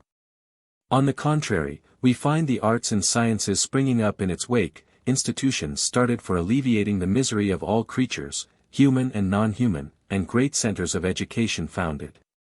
Some mighty power was suddenly roused from its obscurity, which worked for long centuries and changed the history of man in a large part of the world. And that power came into its full activity only by the individual being made conscious of his infinite worth. It was like the sudden discovery of a great mine of living wealth. During the period of Buddhism the doctrine of deliverance flourished, which reached all mankind and released man's inner resources from neglect and self-insult. Even today we see in our own country human nature, from its despised corner of indignity, slowly and painfully finding its way to assert the inborn majesty of man. It is like the imprisoned tree finding a rift in the wall, and sending out its eager branches into freedom, to prove that darkness is not its birthright, that its love is for the sunshine. In the time of the Buddha the individual discovered his own immensity of worth, first by witnessing a man who united his heart in sympathy with all creatures, in all worlds, through the power of a love that knew no bounds. And then by learning that the same light of perfection lay confined within himself behind the clouds of selfish desire, and that the Bodhihridaya, the heart of the eternal enlightenment, every moment claimed its unveiling in his own heart. Nagarjuna speaks of this Bodhihridaya, another of whose names is Bodhisiddha, as follows. One who understands the nature of the Bodhihridaya, sees everything with a loving heart, for love is the essence of Bodhihridaya. 1. My object in writing this paper is to show, by the further help of illustration from a popular religious sect of Bengal, that the religious instinct of man urges him towards a truth, by which he can transcend the finite nature of the individual self. Man would never feel the indignity of his limitations if these were inevitable.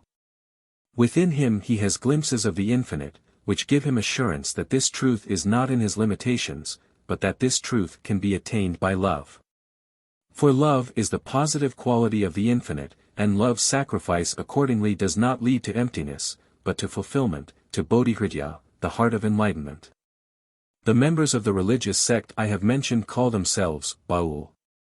They live outside social recognition, and their very obscurity helps them in their seeking, from a direct source, the enlightenment which the soul longs for, the eternal light of love. It would be absurd to say that there is little difference between Buddhism and the religion of these simple people, who have no system of metaphysics to support their faith. But my object in bringing close together these two religions, which seem to belong to opposite poles, is to point out the fundamental unity in them. Both of them believe in a fulfillment which is reached by love's emancipating us from the dominance of self. In both these religions we find man's yearning to attain the infinite worth of his individuality, not through any conventional valuation of society, but through his perfect relationship with truth. They agree in holding that the realization of our ultimate object is waiting for us in ourselves. The Baul likens this fulfillment to the blossoming of a bud, and sings. Make way, O bud, make way. Burst open thy heart and make way. The opening spirit has overtaken thee. Canst thou remain a bud any longer? 2. One day, in a small village in Bengal, an ascetic woman from the neighborhood came to see me. She had the name Sarvakapi given to her by the village people, the meaning of which is, the woman who is mad about all things. She fixed her star-like eyes upon my face and startled me with the question, "When are you coming to meet me underneath the trees?" Evidently she pitied me who lived, according to her, prisoned behind walls, banished away from the great meeting place of the all, where she had her dwelling. Just at that moment my gardener came with his basket, and when the woman understood that the flowers in the vase on my table were going to be thrown away, to make place for the fresh ones, she looked pained and said to me, "You are always engaged reading and writing. You do not see." Then she took the discarded flowers in her palms, kissed them and touched them with her forehead, and reverently murmured to herself, "Beloved of my heart." I felt that this woman, in her direct vision of the infinite personality in the heart of all things, truly represented the spirit of India. In the same village I came into touch with some Baul singers. I had known them by their names, occasionally seen them singing and begging in the street, and so passed them by, vaguely classifying them in my mind under the general name of Vairagyas, or ascetics. The time came when I had occasion to meet with some members of the same body and talk to them about spiritual matters. The first Baul song, which I chanced to hear with any attention, profoundly stirred my mind. Its words are so simple that it makes me hesitate to render them in a foreign tongue, and set them forward for critical observation. Besides, the best part of a song is missed when the tune is absent. For thereby its movement and its color are lost, and it becomes like a butterfly whose wings have been plucked. The first line may be translated thus: "Where shall I meet him, the man of my heart?" This phrase, "the man of my heart," is not peculiar to this song, but is usual with the Baul sect. It means that, for me, the supreme truth of all existence is in the revelation of the infinite in my own humanity. The man of my heart, to the Baul, is like a divine instrument perfectly tuned. He gives expression to infinite truth in the music of life. And the longing for the truth which is in us, which we have not yet realized, breaks out in the following Baul song. "Where shall I meet him, the man of my heart? He is lost to me and I seek him wandering from land to land. I am listless for that moonrise of beauty, which is to light my life, which I long to see in the fullness of vision, in gladness of heart." The name of the poet who wrote this song was Gauguin. He was almost illiterate. And the ideas he received from his Baul teacher found no distraction from the self-consciousness of the modern age. He was a village postman, earning about 10 shillings a month, and he died before he had completed his teens. The sentiment, to which he gave such intensity of expression, is common to most of the songs of his sect. And it is a sect, almost exclusively confined to that lower floor of society, where the light of modern education hardly finds an entrance, while wealth and respectability shun its utter indigence. In the song I have translated above, the longing of the singer to realize the infinite in his own personality is expressed. This has to be done daily by its perfect expression in life, in love. For the personal expression of life, in its perfection, is love, just as the personal expression of truth in its perfection is beauty. In the political life of the modern age, the idea of democracy has given mankind faith in the individual. It gives each man trust in his own possibilities, and pride in his humanity. Something of the same idea, we find, has been working in the popular mind of India, with regard to its religious consciousness. Over and over again it tries to assert, not only that God is for each of us, but also that God is in each of us. These people have no special incarnations in their simple theology, because they know that God is special to each individual. They say that to be born a man is the greatest privilege that can fall to a creature in all the world. They assert that gods in paradise envy human beings. Why? Because God's will, in giving his love, finds its completeness in man's will returning that love. Therefore humanity is a necessary factor in the perfecting of the divine truth. The infinite, for its self-expression, comes down into the manifoldness of the finite, and the finite, for its self-realization, must rise into the unity of the infinite. Then only is the cycle of truth complete. The dignity of man, in his eternal right of truth, finds expression in the following song, composed, not by a theologian or a man of letters, but by one who belongs to that 90% of the population of British India whose education has been far less than elementary, in fact almost below zero. My longing is to meet you in play of love, my lover.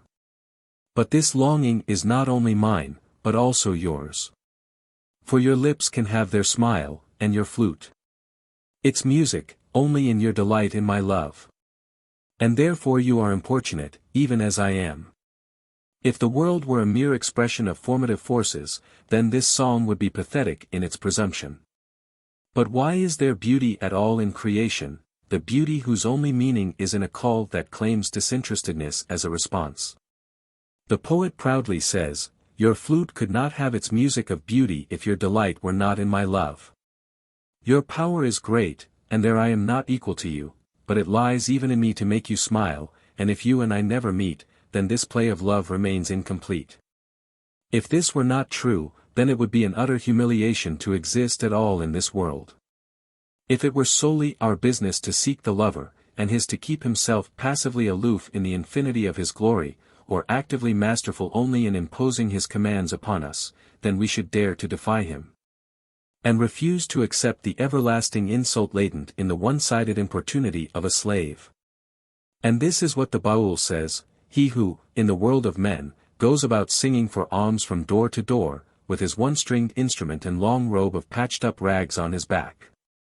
I stop and sit here on the road. Do not ask me to walk farther. If your love can be complete without mine, let me turn back from seeing you. I have been traveling to seek you, my friend, for long. Yet I refuse to beg a sight of you, if you do not feel my need. I am blind with market dust and midday glare. And so wait, my heart's lover, in hopes that your own love will send you to find me out. The poet is fully conscious that his value in the world's market is pitifully small. That he is neither wealthy nor learned. Yet he has his great compensation, for he has come close to his lover's heart. In Bengal the women bathing in the river often use their overturned water jars to keep themselves floating when they swim, and the poet uses this incident for his simile. It is lucky that I am an empty vessel. For when you swim, I keep floating by your side. Your full vessels are left on the empty shore, they are for use. But I am carried to the river in your arms, and I dance to the rhythm of your heart throbs and heaving of the waves. The great distinguished people of the world do not know that these beggars, deprived of education, honor, and wealth, can, in the pride of their souls, look down upon them as the unfortunate ones, who are left on the shore for their worldly uses, but whose life ever misses the touch of the lover's arms. The feeling that man is not a mere casual visitor at the palace gate of the world, but the invited guest whose presence is needed to give the royal banquet its sole meaning, is not confined to any particular sect in India. Let me quote here some poems from a medieval poet of western India, Jnandas, whose works are nearly forgotten, and have become scarce from the very exquisiteness of their excellence. In the following poem he is addressing God's messenger, who comes to us in the morning light of our childhood, in the dusk of our day's end, and in the night's darkness. Messenger, morning brought you, habited in gold. After sunset, your song wore a tune of ascetic grey, and then came night. Your message was written in bright letters across the black. Why is such splendor about you, to lure the heart of one who is nothing? This is the answer of the messenger. Great is the festival hall where you are to be the only guest. Therefore the letter to you is written from sky to sky. And I, the proud servant, bring the invitation with all ceremony. And thus the poet knows that the silent rows of stars carry God's own invitation to the individual soul. The same poet sings: What hast thou come to beg from the beggar, O King of Kings? My kingdom is poor for want of him, my dear one, and I wait for him in sorrow. How long will you keep him waiting, O wretch? Who has waited for you for ages in silence and stillness?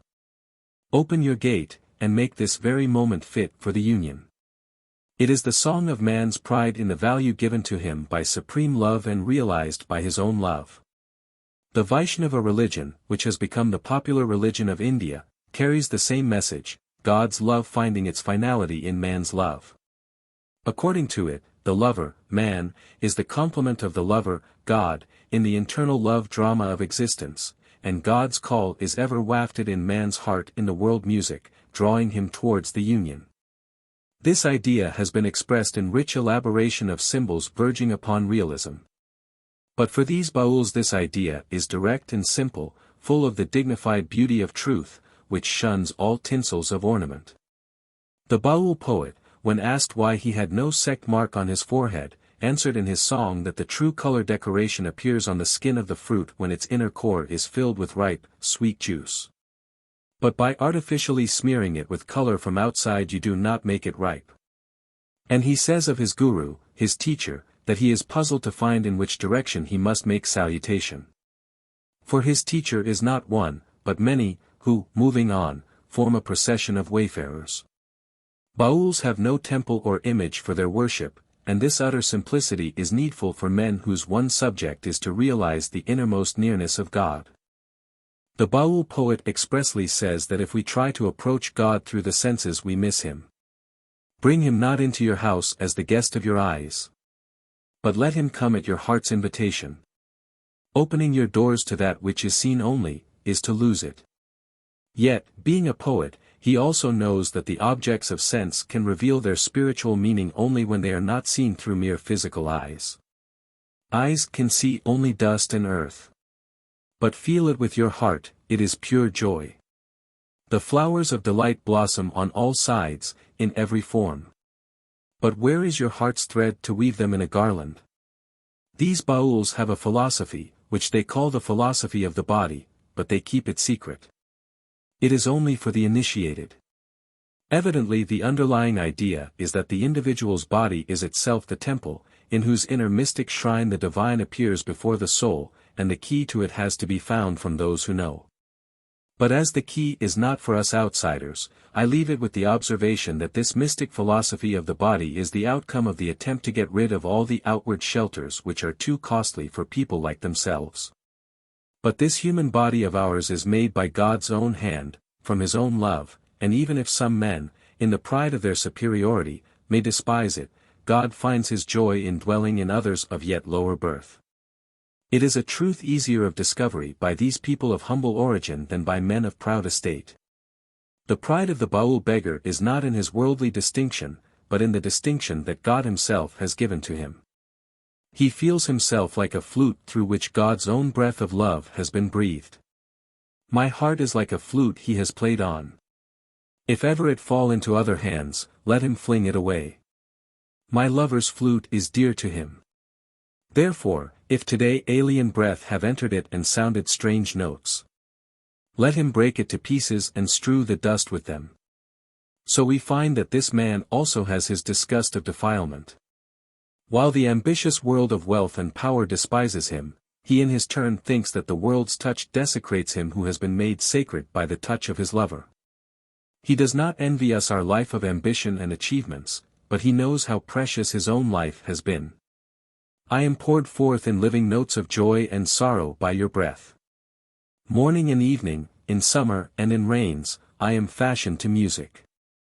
Yet should I be wholly spent in some flight of song, I shall not grieve, the tune is so precious to me. Our joys and sorrows are contradictory when self separates them in opposition. But for the heart in which self merges in God's love, they lose their absoluteness. So the Baul's prayer is to feel in all situations, in danger, or pain, or sorrow, that he is in God's hands. He solves the problem of emancipation from sufferings by accepting and setting them in a higher context. I am the boat, you are the sea, and also the boatman. Though you never make the shore, though you let me sink. Why should I be foolish and afraid? Is the reaching the shore a greater prize than losing myself with you? If you are only the haven, as they say, then what is the sea? Let it surge and toss me on its waves, I shall be content. I live in you, whatever and however you appear. Save me or kill me as you wish, only never leave me in others' hands. 3. It is needless to say, before I conclude, that I had neither the training nor the opportunity to study this mendicant religious sect in Bengal from an ethnological standpoint. I was attracted to find out how the living currents of religious movements work in the heart of the people, saving them from degradation imposed by the society of the learned, of the rich, or of the highborn. How the spirit of man, by making use even of its obstacles, reaches fulfillment, led thither, not by the learned authorities in the scriptures, or by the mechanical impulse of the dogma-driven crowd, but by the unsophisticated aspiration of the loving soul. On the inaccessible mountain peaks of theology the snows of creed remain eternally rigid, cold, and pure. But God's manifest shower falls direct on the plain of humble hearts, flowing there in various channels, even getting mixed with some mud in its course, as it is soaked into the underground currents, invisible, but ever moving. I can think of nothing better than to conclude my paper with a poem of Chnanda's, in which the aspiration of all simple spirits has found a devout expression. I had travelled all day and was tired. Then I bowed my head towards thy kingly court still far away. The night deepened, a longing burned in my heart. Whatever the words I sang, pain cried through them, for even my songs thirsted, O my lover, my beloved, my best in all the world. When time seemed lost in darkness, thy hand dropped its scepter to take up the lute and strike the uttermost chords. And my heart sang out, O my lover, my beloved, my best in all the world. Ah, who is this whose arms enfold me? Whatever I have to leave, let me leave, and whatever I have to bear, let me bear. Only let me walk with thee. O my lover, my beloved, my best in all the world. Descend at whiles from thy high audience hall, come down amid joys and sorrows. Hide in all forms and delights, in love. And in my heart sing thy songs. O my lover, my beloved, my best in all the world. East and West. It is not always a profound interest in man that carries travelers nowadays to distant lands. More often it is the facility for rapid movement. For lack of time and for the sake of convenience we generalize and crush our human facts into the packages within the steel trunks that hold our travelers' reports. Our knowledge of our own countrymen and our feelings about them have slowly and unconsciously grown out of innumerable facts which are full of contradictions and subject to incessant change. They have the elusive mystery and fluidity of life. We cannot define to ourselves what we are as a whole, because we know too much, because our knowledge is more than knowledge. It is an immediate consciousness of personality, any evaluation of which carries some emotion, joy or sorrow, shame or exaltation. But in a foreign land we try to find our compensation for the meagerness of our data by the compactness of the generalization which our imperfect sympathy itself helps us to form. When a stranger from the West travels in the Eastern world he takes the facts that displease him and readily makes use of them for his rigid conclusions, fixed upon the unchallengeable authority of his personal experience. It is like a man who has his own boat for crossing his village stream, but, on being compelled to wade across some strange watercourse, draws angry comparisons as he goes from every patch of mud and every pebble which his feet encounter. Our mind has faculties which are universal, but its habits are insular. There are men who become impatient and angry at the least discomfort when their habits are incommoded. In their idea of the next world they probably conjure up the ghosts of their slippers and dressing gowns, and expect the latchkey that opens their lodging-house door on earth to fit their front door in the other world. As travelers they are a failure. For they have grown too accustomed to their mental easy chairs, and in their intellectual nature love home comforts, which are of local make, more than the realities of life, which, like earth itself, are full of ups and downs. Yet are one in their rounded completeness. The modern age has brought the geography of the earth near to us, but made it difficult for us to come into touch with man. We go to strange lands and observe, we do not live there. We hardly meet men, but only specimens of knowledge. We are in haste to seek for general types and overlook individuals. When we fall into the habit of neglecting to use the understanding that comes of sympathy in our travels, our knowledge of foreign people grows insensitive, and therefore easily becomes both unjust and cruel in its character, and also selfish and contemptuous in its application. Such has, too often, been the case with regard to the meeting of Western people in our days with others for whom they do not recognize any obligation of kinship. It has been admitted that the dealings between different races of men are not merely between individuals, that our mutual understanding is either aided, or else obstructed, by the general emanations forming the social atmosphere. These emanations are our collective ideas and collective feelings, generated according to special historical circumstances. For instance, the caste idea is a collective idea in India. When we approach an Indian who is under the influence of this collective idea, he is no longer a pure individual with his conscience fully awake to the judging of the value of a human being. He is more or less a passive medium for giving expression to the sentiment of a whole community. It is evident that the caste idea is not creative, it is merely institutional. It adjusts human beings according to some mechanical arrangement. It emphasizes the negative side of the individual, his separateness. It hurts the complete truth in man. In the West, also, the people have a certain collective idea that obscures their humanity. Let me try to explain what I feel about it. 2. Lately I went to visit some battlefields of France which had been devastated by war. The awful calm of desolation, which still bore wrinkles of pain, death struggles stiffened into ugly ridges, brought before my mind the vision of a huge demon, which had no shape, no meaning, yet had 2 arms that could strike and break and tear. A gaping mouth that could devour, and bulging brains that could conspire and plan. It was a purpose, which had a living body, but no complete humanity to temper it. Because it was passion, belonging to life, and yet not having the wholeness of life, it was the most terrible of life's enemies.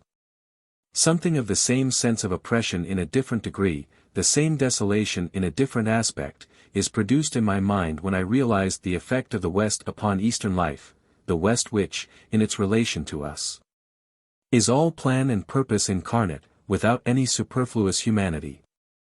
I feel the contrast very strongly in Japan.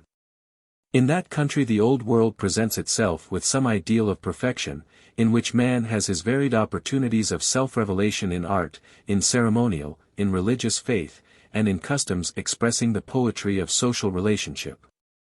There one feels that deep delight of hospitality which life offers to life.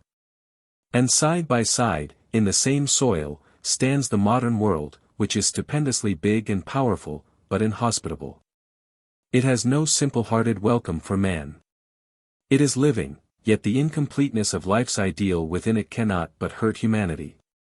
The wriggling tentacles of a cold-blooded utilitarianism, with which the West has grasped all the easily yielding succulent portions of the East, are causing pain and indignation throughout the Eastern countries.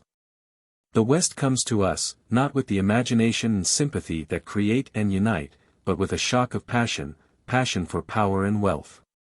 This passion is a mere force, which has in it the principle of separation, of conflict.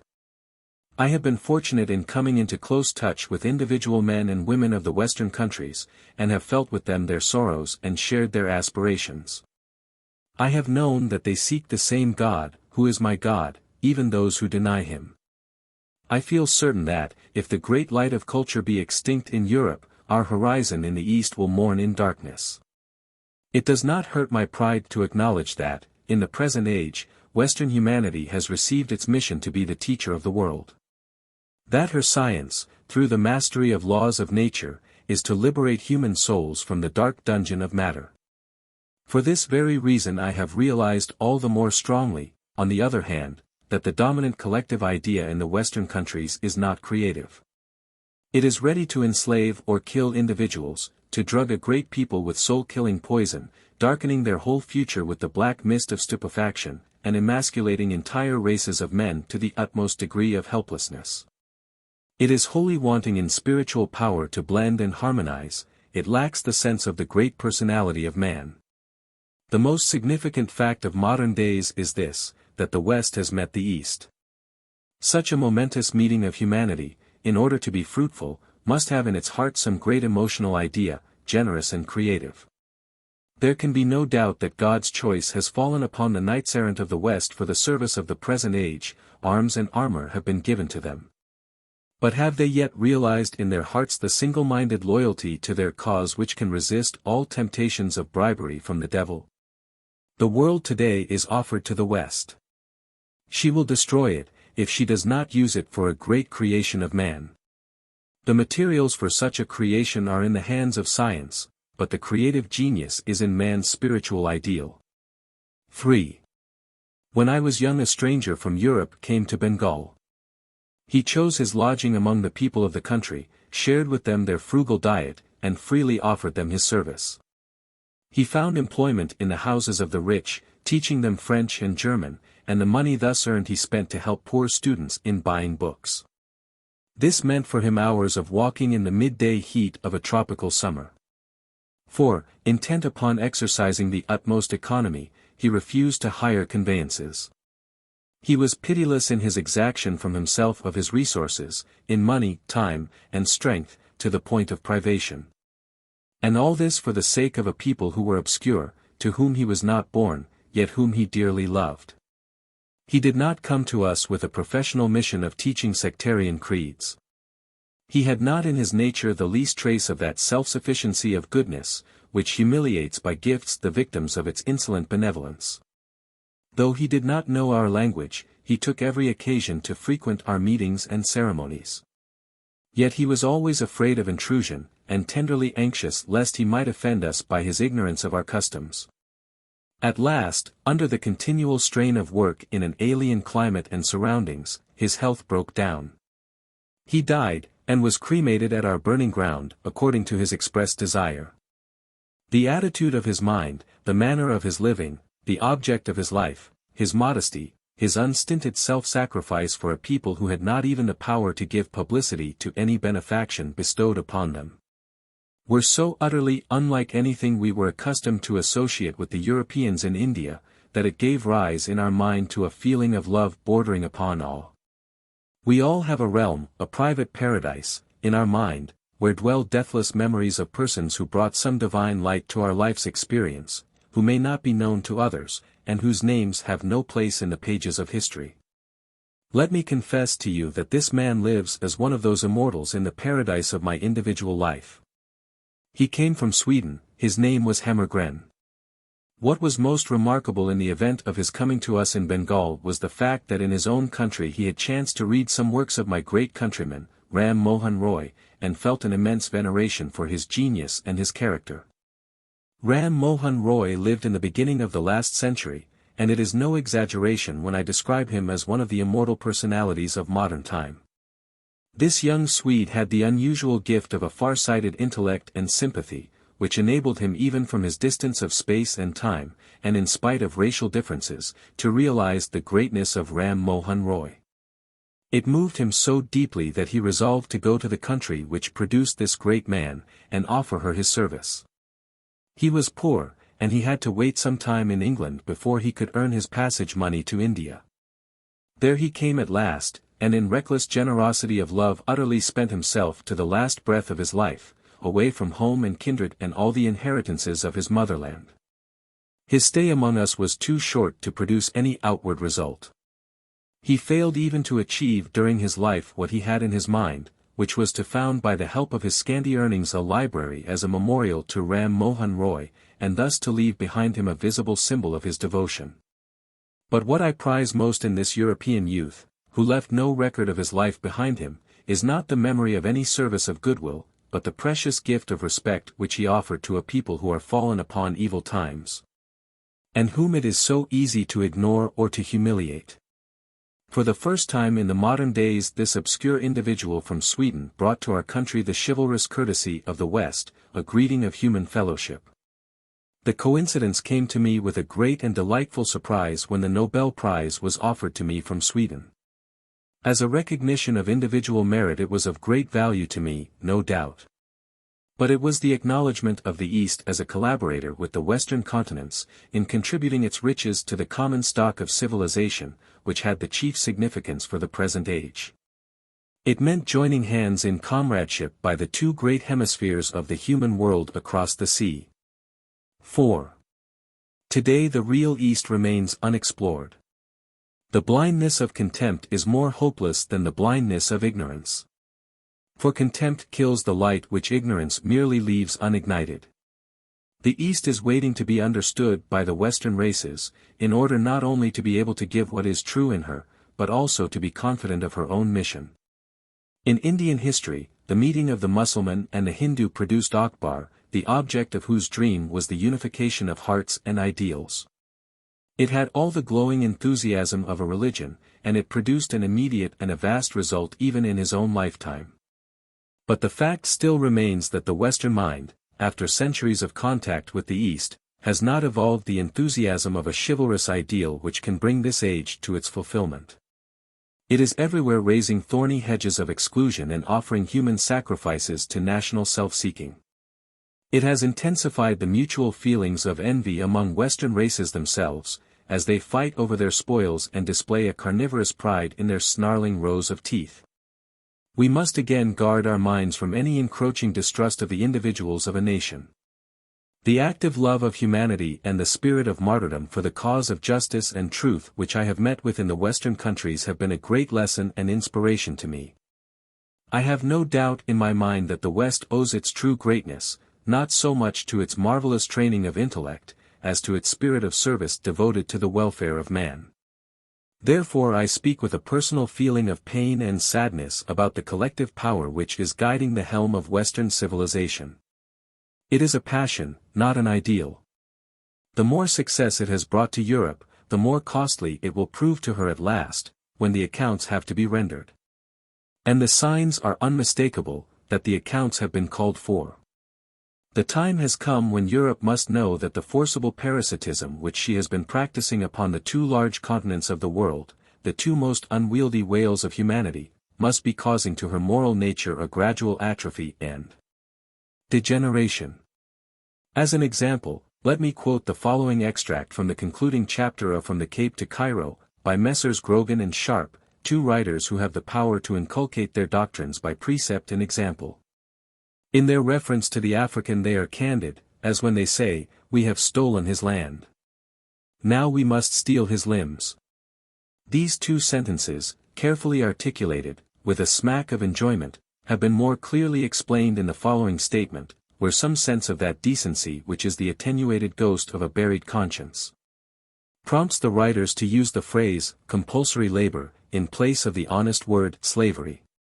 Just as the modern politician adroitly avoids the word, injunction, and uses the word, mandate. Compulsory labor in some form, they say, is the corollary of our occupation of the country. And they add, it is pathetic, but it is history, implying thereby that moral sentiments have no serious effect in the history of human beings. Elsewhere they write, either we must give up the country commercially, or we must make the African work. And mere abuse of those who point out the impasse cannot change the facts. We must decide, and soon. Or rather the white man of South Africa will decide. The authors also confess that they have seen too much of the world to have any lingering belief that Western civilization benefits native races. The logic is simple, the logic of egoism. But the argument is simplified by lopping off the greater part of the premise. For these writers seem to hold that the only important question for the white men of South Africa is, how indefinitely to grow fat on ostrich feathers and diamond mines. And dance jazz dances over the misery and degradation of a whole race of fellow beings of a different color from their own. Possibly they believe that moral laws have a special domesticated breed of comfortable concessions for the service of the people in power. Possibly they ignore the fact that commercial and political cannibalism, profitably practiced upon foreign races, creeps back nearer home. That the cultivation of unwholesome appetites has its final reckoning with the stomach which has been made to serve it. For, after all, man is a spiritual being, and not a mere living money bag jumping from profit to profit, and breaking the backbone of human races in its financial leapfrog. Such, however, has been the condition of things for more than a century. And today, trying to read the future by the light of a European conflagration, we are asking ourselves everywhere in the East, is this frightfully overgrown power really great? It can bruise us from without, but can it add to our wealth of spirit? It can sign peace treaties, but can it give peace? It was about 2,000 years ago that all-powerful Rome in one of its eastern provinces executed on a cross a simple teacher of an obscure tribe of fishermen. On that day the Roman governor felt no falling off of his appetite or sleep. On that day there was, on the one hand, the agony, the humiliation, the death, on the other, the pomp of pride and festivity in the governor's palace. And today? To whom, then, shall we bow the head? Kasmai deve havisha vidhima? To which god shall we offer oblation? We know of an instance in our own history of India, when a great personality, both in his life and voice, struck the keynote of the solemn music of the soul, love for all creatures. And that music crossed seas, mountains, and deserts. Races belonging to different climates, habits, and languages were drawn together, not in the clash of arms, not in the conflict of exploitation, but in harmony of life, in amity and peace. That was creation. When we think of it, we see at once what the confusion of thought was to which the Western poet, dwelling upon the difference between East and West, referred when he said, "Never the twain shall meet." It is true that they are not yet showing any real sign of meeting. But the reason is because the West has not sent out its humanity to meet the man in the East, but only its machine.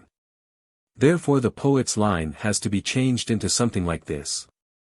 Man is man, machine is machine. And never the twain shall wed. You must know that red tape can never be a common human bond. That official sealing wax can never provide means of mutual attachment, that it is a painful ordeal for human beings to have to receive favors from animated pigeonholes, and condescensions from printed circulars that give notice but never speak. The presence of the Western people in the East is a human fact. If we are to gain anything from them, it must not be a mere sum total of legal codes and systems of civil and military services. Man is a great deal more to man than that. We have our human birthright to claim direct help from the man of the West, if he has anything great to give us. It must come to us, not through mere facts in a juxtaposition, but through the spontaneous sacrifice made by those who have the gift, and therefore the responsibility.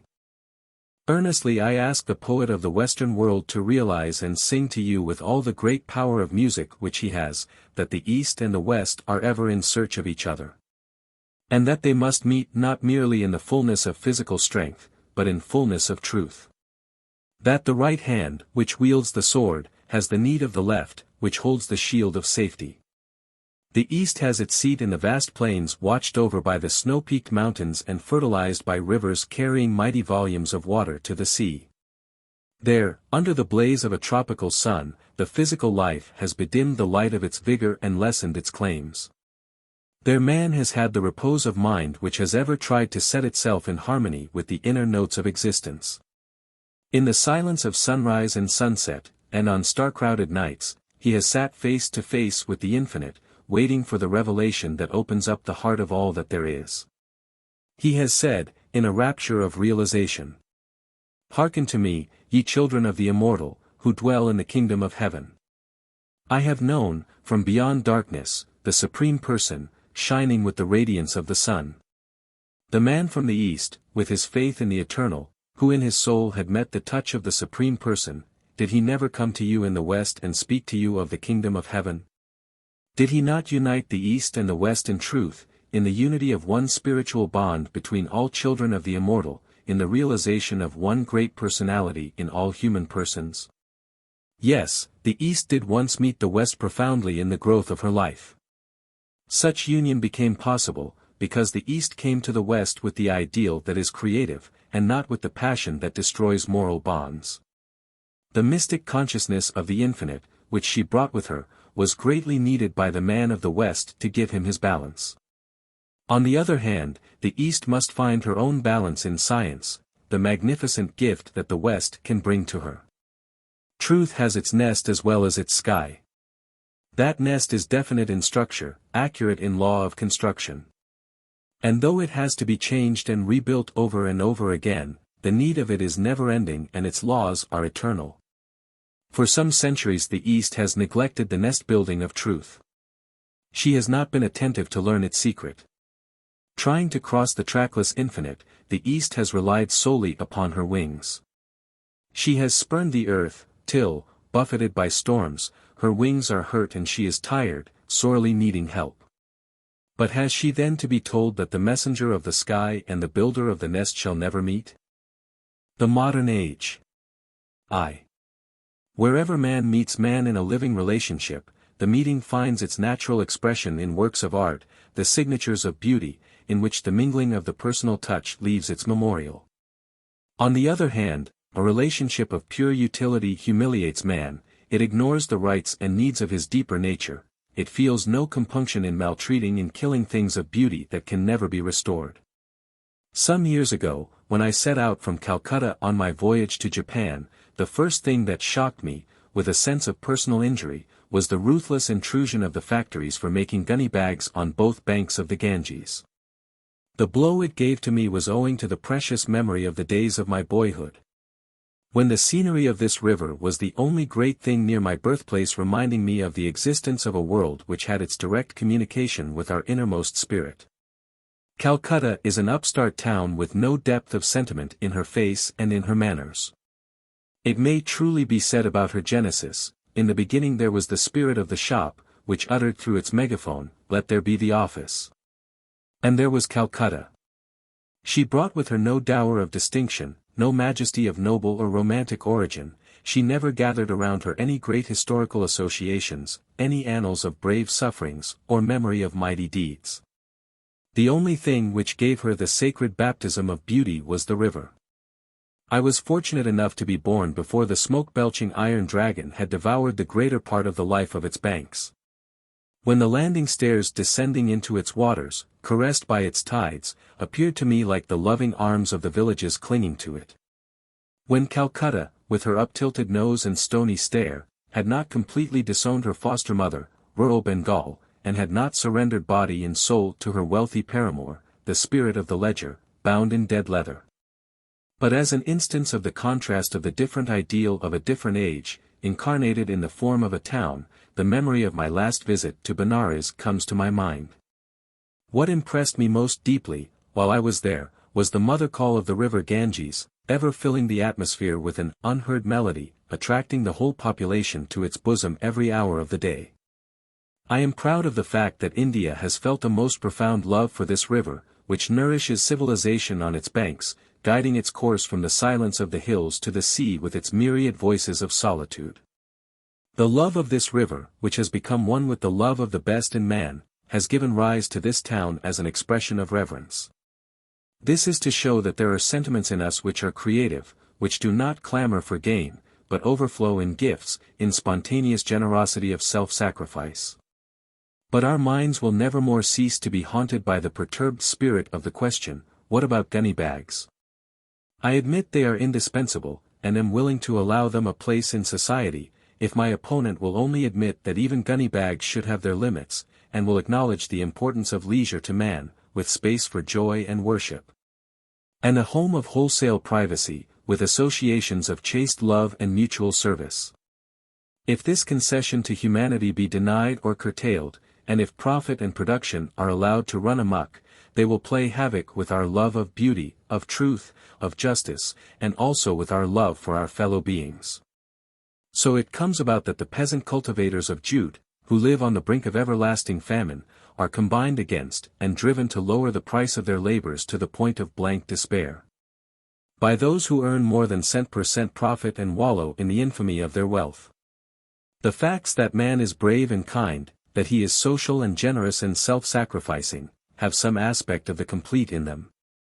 But the fact that he is a manufacturer of gunny bags is too ridiculously small to claim the right of reducing his higher nature to insignificance. The fragmentariness of utility should never forget its subordinate position in human affairs. It must not be permitted to occupy more than its legitimate place and power in society, nor to have the liberty to desecrate the poetry of life, to deaden our sensitiveness to ideals, bragging of its own coarseness as a sign of virility. The pity is that when in the center of our activities we acknowledge, by some proud name, the supremacy of wanton destructiveness, or production not less wanton, we shut out all the lights of our souls. And in that darkness our conscience and our consciousness of shame are hidden, and our love of freedom is killed. I do not for a moment mean to imply that in any particular period of history men were free from the disturbance of their lower passions. Selfishness ever had its share in government and trade. Yet there was a struggle to maintain a balance of forces in society, and our passions cherished no delusions about their own rank and value. They contrived no clever devices to hoodwink our moral nature. For in those days our intellect was not tempted to put its weight into the balance on the side of overgreed. But in recent centuries a devastating change has come over our mentality with regard to the acquisition of money.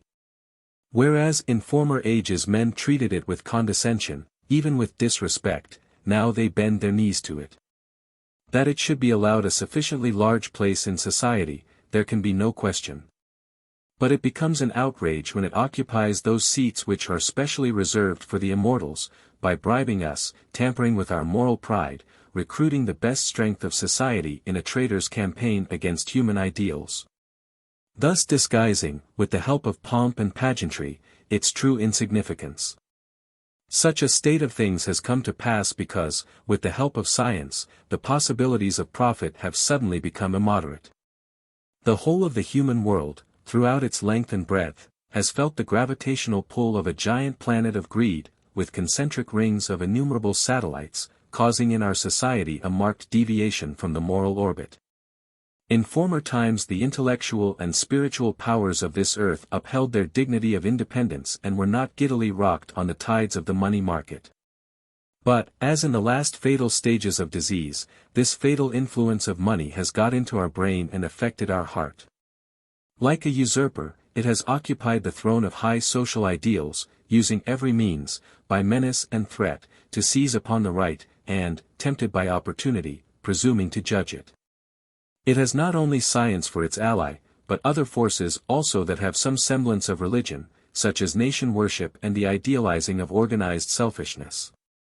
Its methods are far-reaching and sure. Like the claws of a tiger's paw, they are softly sheathed. Its massacres are invisible, because they are fundamental, attacking the very roots of life. Its plunder is ruthless behind a scientific system of screens, which have the formal appearance of being open and responsible to inquiries. By whitewashing its stains it keeps its respectability unblemished. It makes a liberal use of falsehood in diplomacy, only feeling embarrassed when its evidence is disclosed by others of the trade. An unscrupulous system of propaganda paves the way for widespread misrepresentation. It works up the crowd psychology through regulated hypnotic doses at repeated intervals, administered in bottles with moral labels upon them of soothing colors. In fact, man has been able to make his pursuit of power easier today by his art of mitigating the obstructive forces that come from the higher region of his humanity. With his cult of power and his idolatry of money he has, in a great measure, reverted to his primitive barbarism, a barbarism whose path is lit up by the lurid light of intellect. For barbarism is the simplicity of a superficial life. It may be bewildering in its surface adornments and complexities, but it lacks the ideal to impart to it the depth of moral responsibility. 2. Society suffers from a profound feeling of unhappiness, not so much when it is in material poverty as when its members are deprived of a large part of their humanity. This unhappiness goes on smoldering in the subconscious mind of the community till its life is reduced to ashes or a sudden combustion is produced. The repressed personality of man generates an inflammable moral gas deadly in its explosive force. We have seen in the late war, and also in some of the still more recent events of history, how human individuals freed from moral and spiritual bonds find a boisterous joy in a debauchery of destruction. There is generated a disinterested passion of ravage. Through such catastrophe we can realize what formidable forces of annihilation are kept in check in our communities by bonds of social ideas. Nay, made into multitudinous manifestations of beauty and fruitfulness. Thus we know that evils are, like meteors, stray fragments of life, which need the attraction of some great ideal in order to be assimilated with the wholesomeness of creation.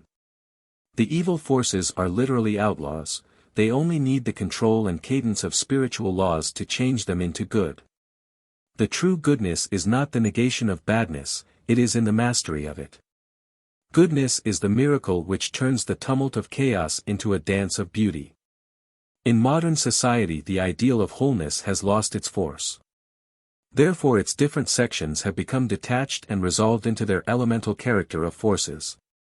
Labor is a force, so also is capital, so are the government and the people, so are man and woman.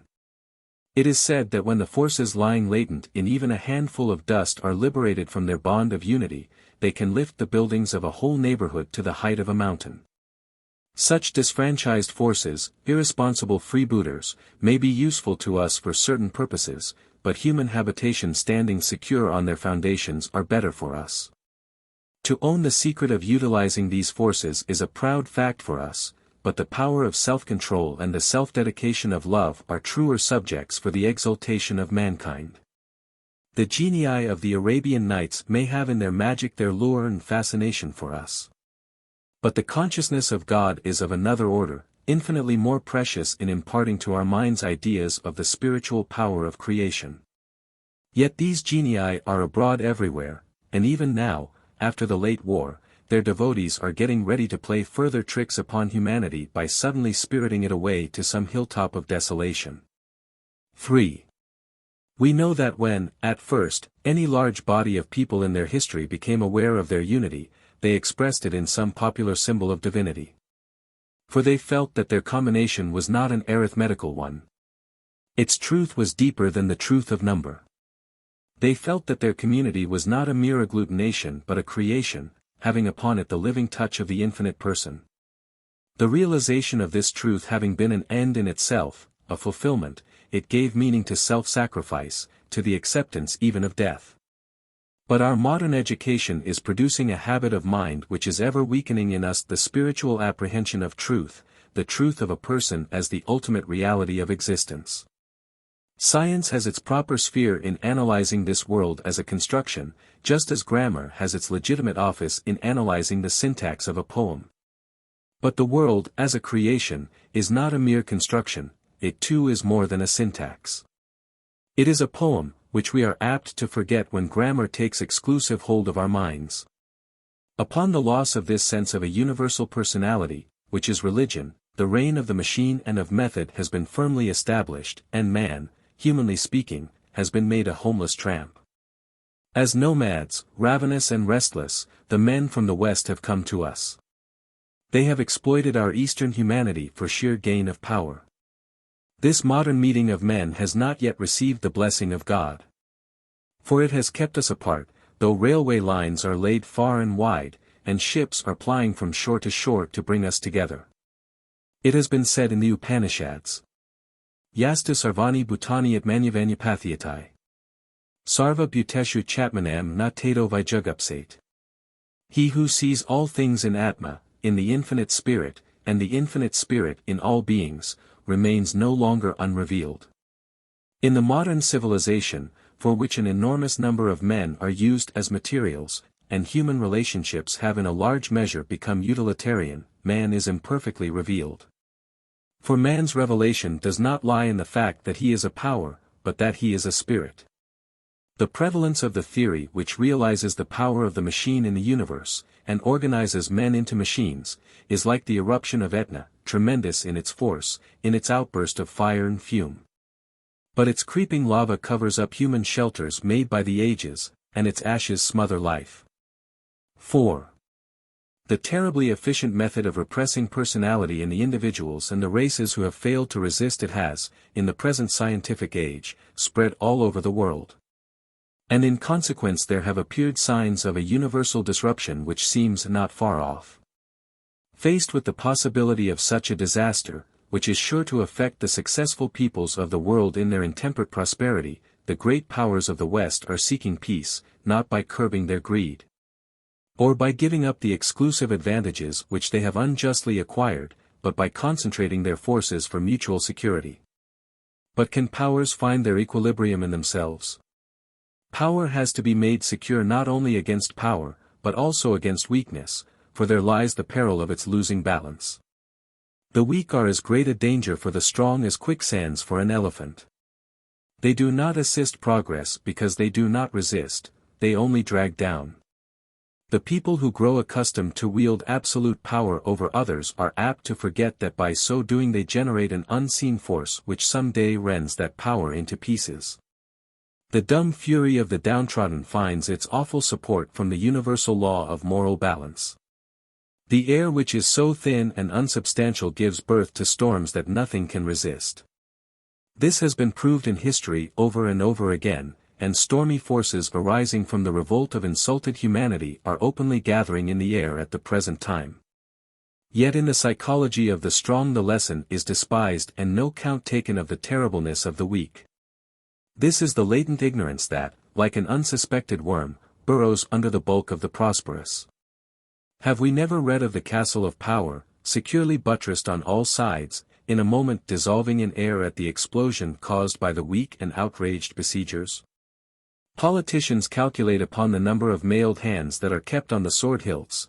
They do not possess the third eye to see the great invisible hand that clasps in silence the hand of the helpless and waits its time.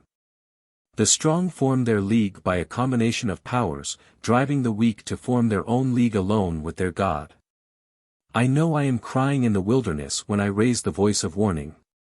And while the West is busy with its organization of a machine-made peace, it will still continue to nourish by its iniquities the underground forces of earthquake in the eastern continent. The West seems unconscious that science, by providing it with more and more power, is tempting it to suicide and encouraging it to accept the challenge of the disarmed. It does not know that the challenge comes from a higher source. Two prophecies about the world's salvation are cherished in the hearts of the two great religions of the world. They represent the highest expectation of man, thereby indicating his faith in a truth which he instinctively considers as ultimate, the truth of love. These prophecies have not for their vision the fettering of the world and reducing it to tameness by means of a close-linked power forged in the factory of a political steel trust. One of the religions has for its meditation the image of the Buddha who is to come, Maitreya, the Buddha of love, and he is to bring peace. The other religion waits for the coming of Christ. For Christ preached peace when he preached love, when he preached the oneness of the Father with the brothers who are many. And this was the truth of peace. Christ never held that peace was the best policy. For policy is not truth. The calculation of self-interest can never successfully fight the irrational force of passion, the passion which is perversion of love, and which can only be set right by the truth of love. So long as the powers build a league on the foundation of their desire for safety, secure enjoyment of gains, consolidation of past injustice, and putting off the reparation of wrongs, while their fingers still wriggle for greed and reek of blood, rifts will appear in their union. And in future their conflicts will take greater force and magnitude. It is political and commercial egoism which is the evil harbinger of war. By different combinations it changes its shape and dimensions, but not its nature. This egoism is still held sacred, and made a religion, and such a religion, by a mere change of temple, and by new committees of priests, will never save mankind. We must know that, as, through science and commerce, the realization of the unity of the material world gives us power, so the realization of the great spiritual unity of man alone can give us peace. The Spirit of Freedom. A letter from New York to the author's own countrymen.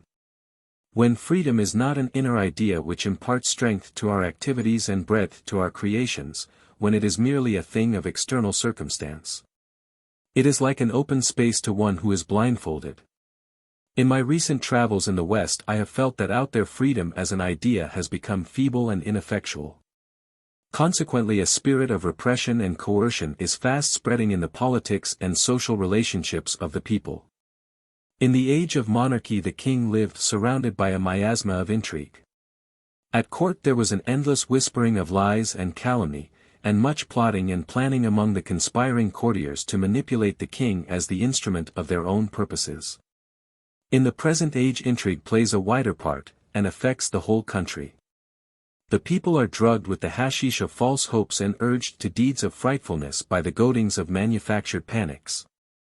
Their higher feelings are exploited by devious channels of unctuous hypocrisy, their pockets picked under anesthetics of flattery, their very psychology affected by a conspiracy of money and unscrupulous diplomacy. In the old order the king was given to understand that he was the freest individual in the world. A greater semblance of external freedom, no doubt, he had than other individuals. But they built for him a gorgeous prison of unreality. The same thing is happening now with the people of the West. They are flattered into believing that they are free, and they have the sovereign power in their hands. But this power is robbed by hosts of self-seekers, and the horse is captured and stabled because of his gift of freedom over space. The mob mind is allowed the enjoyment of an apparent liberty, while its true freedom is curtailed on every side. Its thoughts are fashioned according to the plans of organized interest. In its choosing of ideas and forming of opinions it is hindered either by some punitive force or by the constant insinuation of untruths. It is made to dwell in an artificial world of hypnotic phrases.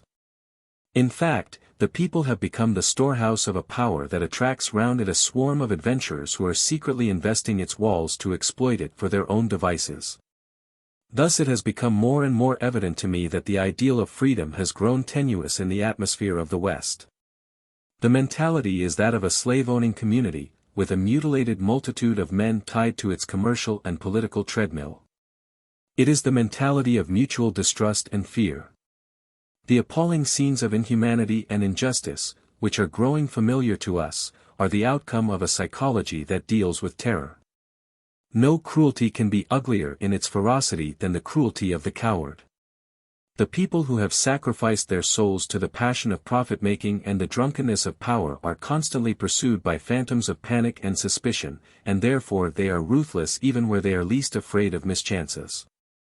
They become morally incapable of allowing freedom to others, and in their eagerness to curry favor with the powerful they not only connive at the injustice done by their own partners in political gambling, but participate in it.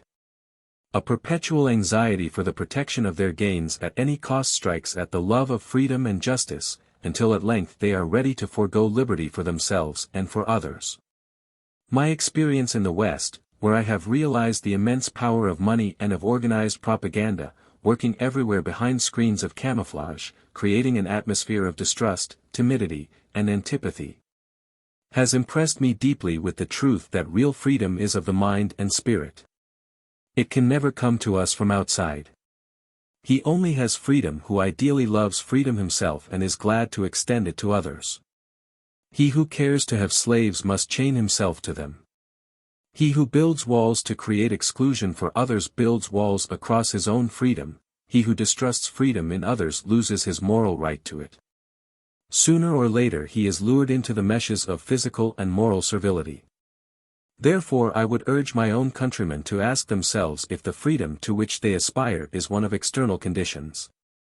Is it merely a transferable commodity? Have they acquired a true love of freedom? Have they faith in it? Are they ready to make space in their society for the minds of their children to grow up in the ideal of human dignity, unhindered by restrictions that are unjust and irrational? Have we not made elaborately permanent the walls of our social compartments? We are tenaciously proud of their exclusiveness.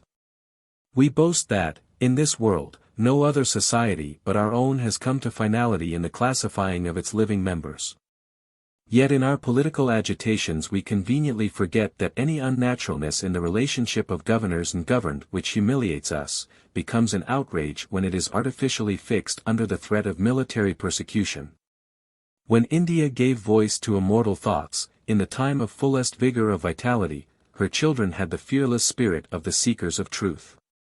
The great epic of the soul of our people, the Mahabharata, gives us a wonderful vision of an overflowing life, full of the freedom of inquiry and experiment. When the age of the Buddha came, humanity was stirred in our country to its uttermost depth. The freedom of mind which it produced expressed itself in a wealth of creation, spreading everywhere in its richness over the continent of Asia. But with the ebb of life in India the spirit of creation died away. It hardened into an age of inert construction. The organic unity of a varied and elastic society gave way to a conventional order which proved its artificial character by its inexorable law of exclusion. Life has its inequalities, I admit, but they are natural and are in harmony with our vital functions. The head keeps its place apart from the feet, not through some external arrangement or any conspiracy of coercion. If the body is compelled to turn somersaults for an indefinite period, the head never exchanges its relative function for that of the feet. But have our social divisions the same inevitableness of organic law? If we have the hardihood to say, yes, to that question, then how can we blame an alien people for subjecting us to a political order which they are tempted to believe eternal? By squeezing human beings in the grip of an inelastic system and forcibly holding them fixed, we have ignored the laws of life and growth. We have forced living souls into a permanent passivity, making them incapable of molding circumstance to their own intrinsic design, and of mastering their own destiny. Borrowing our ideal of life from a dark period of our degeneracy, we have covered up our sensitiveness of soul under the immovable weight of a remote past. We have set up an elaborate ceremonial of cage worship, and plucked all the feathers from the wings of the living spirit of our people. And for us, with our centuries of degradation and insult, with the amorphousness of our national unity, with our helplessness before the attack of disasters from without and our unreasoning self-obstructions from within, the punishment has been terrible. Our stupefaction has become so absolute that we do not even realize that this persistent misfortune, dogging our steps for ages, cannot be a mere accident of history, removable only by another accident from outside. Unless we have true faith in freedom, knowing it to be creative, manfully taking all its risks, not only do we lose the right to claim freedom in politics, but we also lack the power to maintain it with all our strength. For that would be like assigning the service of God to a confirmed atheist. And men, who contemptuously treat their own brothers and sisters as eternal babies, never to be trusted in the most trivial details of their personal life. Coercing them at every step by the cruel threat of persecution into following a blind lane leading to nowhere, driving a number of them into hypocrisy and into moral inertia, will fail over and over again to rise to the height of their true and severe responsibility. They will be incapable of holding a just freedom in politics, and of fighting in freedom's cause. The civilization of the West has in it the spirit of the machine which must move. And to that blind movement human lives are offered as fuel, keeping up the steam power. It represents the active aspect of inertia which has the appearance of freedom, but not its truth, and therefore gives rise to slavery both within its boundaries and outside. The present civilization of India has the constraining power of the mold. It squeezes living man in the grip of rigid regulations, and its repression of individual freedom makes it only too easy for men to be forced into submission of all kinds and degrees. In both of these traditions life is offered up to something which is not life, it is a sacrifice, which has no God for its worship, and is therefore utterly in vain. The West is continually producing mechanical power in excess of its spiritual control, and India has produced a system of mechanical control in excess of its vitality. The nation. The peoples are living beings. They have their distinct personalities. But nations are organizations of power, and therefore their inner aspects and outward expressions are everywhere monotonously the same. Their differences are merely differences in degree of efficiency. In the modern world the fight is going on between the living spirit of the people and the methods of nation organizing. It is like the struggle that began in Central Asia between cultivated areas of man's habitation and the continually encroaching desert sands, till the human region of life and beauty was choked out of existence. When the spread of higher ideals of humanity is not held to be important, the hardening method of national efficiency gains a certain strength, and for some limited period of time, at least, it proudly asserts itself as the fittest to survive. But it is the survival of that part of man which is the least living. And this is the reason why dead monotony is the sign of the spread of the nation. The modern towns, which present the physiognomy due to this dominance of the nation, are everywhere the same, from San Francisco to London, from London to Tokyo. They show no faces, but merely masks. The peoples, being living personalities, must have their self-expression, and this leads to their distinctive creations. These creations are literature, art, social symbols and ceremonials. They are like different dishes at one common feast. They add richness to our enjoyment and understanding of truth. They are making the world of man fertile of life and variedly beautiful. But the nations do not create, they merely produce and destroy. Organizations for production are necessary. Even organizations for destruction may be so. But when, actuated by greed and hatred, they crowd away into a corner the living man who creates, then the harmony is lost, and the people's history runs at a breakneck speed towards some fatal catastrophe. Humanity, where it is living, is guided by inner ideals, but where it is a dead organization it becomes impervious to them. Its building process is only an external process, and in its response to the moral guidance it has to pass through obstacles that are gross and non-plastic. Man as a person has his individuality, which is the field where his spirit has its freedom to express itself and to grow. The professional man carries a rigid crust around him which has very little variation and hardly any elasticity. This professionalism is the region where men specialize their knowledge and organize their power, mercilessly elbowing each other in their struggle to come to the front. Professionalism is necessary, without doubt. But it must not be allowed to exceed its healthy limits, to assume complete mastery over the personal man, making him narrow and hard, exclusively intent upon pursuit of success at the cost of his faith in ideals. In ancient India, professions were kept within limits by social regulation. They were considered primarily as social necessities, and in the second place as the means of livelihood for individuals. Thus man, being free from the constant urging of unbounded competition, could have leisure to cultivate his nature in its completeness. The cult of the nation is the professionalism of the people. This cult is becoming their greatest danger, because it is bringing them enormous success, making them impatient of the claims of higher ideals. The greater the amount of success, the stronger are the conflicts of interest and jealousy and hatred which are aroused in men's minds, thereby making it more and more necessary for other peoples, who are still living, to stiffen into nations. With the growth of nationalism, man has become the greatest menace to man. Therefore the continual presence of panic goads that very nationalism into ever-increasing menace. Crowd psychology is a blind force. Like steam and other physical forces, it can be utilized for creating a tremendous amount of power. And therefore rulers of men, who, out of greed and fear, are bent upon turning their peoples into machines of power, try to train this crowd psychology for their special purposes.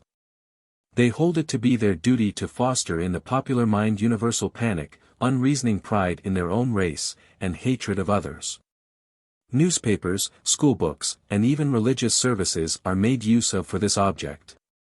And those who have the courage to express their disapprobation of this blind and impious cult are either punished in the law courts, or are socially ostracized. The individual thinks, even when he feels. But the same individual, when he feels with the crowd, does not reason at all. His moral sense becomes blurred. This suppression of higher humanity in crowd minds is productive of enormous strength. For the crowd mind is essentially primitive. Its forces are elemental. Therefore the nation is forever watching to take advantage of this enormous power of darkness.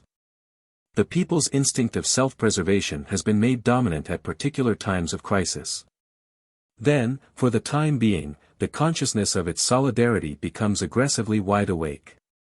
But in the nation this hyper-consciousness is kept alive for all time by artificial means. A man has to act the part of a policeman when he finds his house invaded by burglars.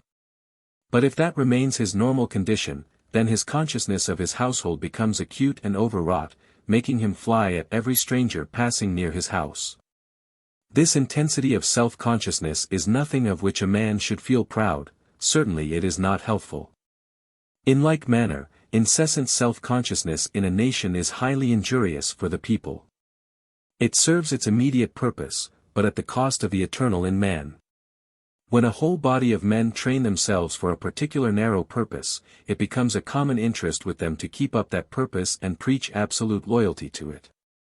Nationalism is the training of a whole people for a narrow ideal, and when it gets hold of their minds it is sure to lead them to moral degeneracy and intellectual blindness.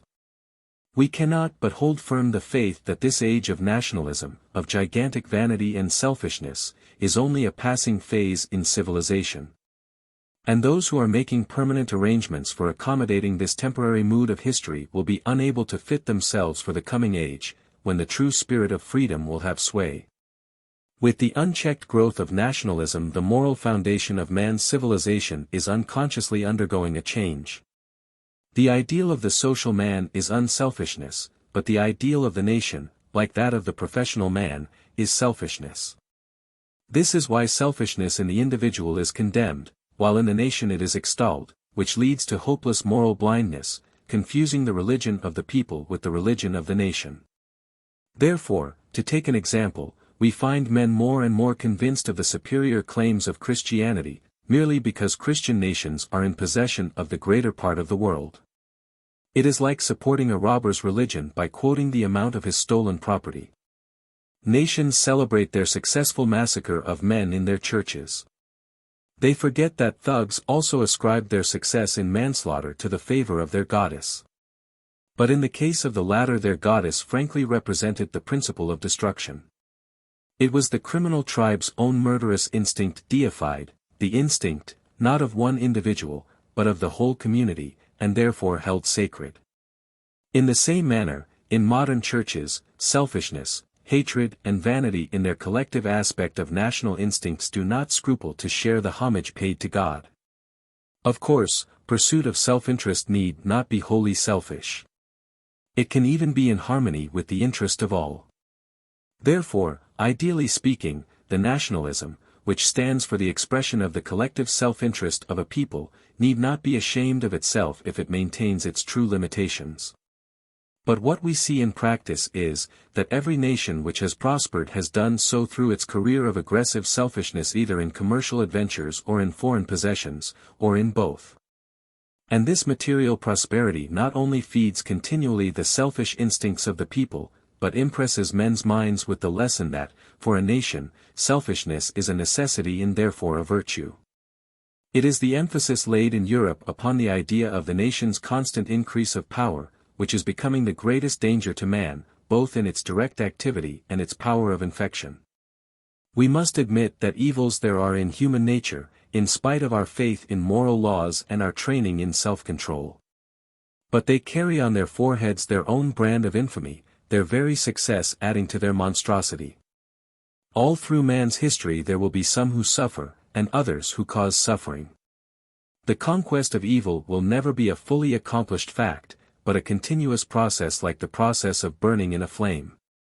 In former ages, when some particular people became turbulent and tried to rob others of their human rights, they sometimes achieved success and sometimes failed.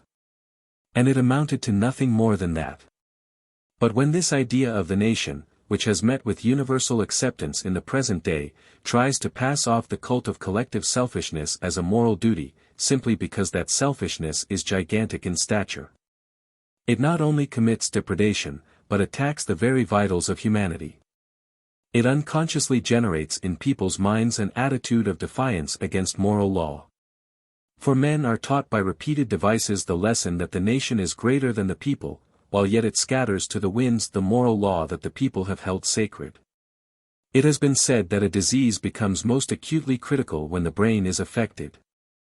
For it is the brain that is constantly directing the siege against all disease forces. The spirit of national selfishness is that brain disease of a people which shows itself in red eyes and clenched fists, in violence of talk and movements, all the while shattering its natural restorative powers. But the power of self-sacrifice, together with the moral faculty of sympathy and cooperation, is the guiding spirit of social vitality. Its function is to maintain a beneficent relation of harmony with its surroundings. But when it begins to ignore the moral law which is universal and uses it only within the bounds of its own narrow sphere, then its strength becomes like the strength of madness which ends in self-destruction. What is worse, this aberration of a people, decked with the showy title of patriotism, proudly walks abroad, passing itself off as a highly moral influence. Thus it has spread its inflammatory contagion all over the world, proclaiming its fever flush to be the best sign of health. It is causing in the hearts of peoples, naturally inoffensive, a feeling of envy at not having their temperature as high as that of their delirious neighbors and not being able to cause as much mischief, but merely having to suffer from it. I have often been asked by my Western friends how to cope with this evil, which has attained such sinister strength and vast dimensions.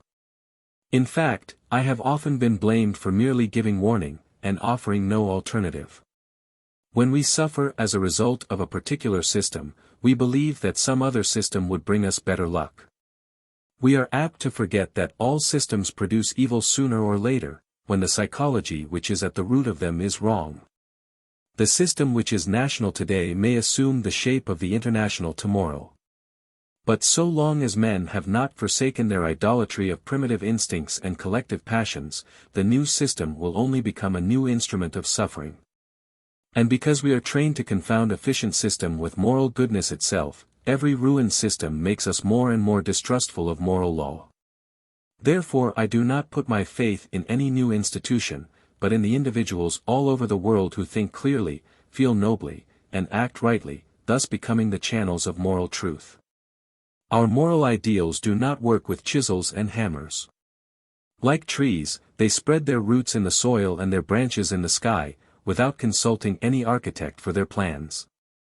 Woman and home.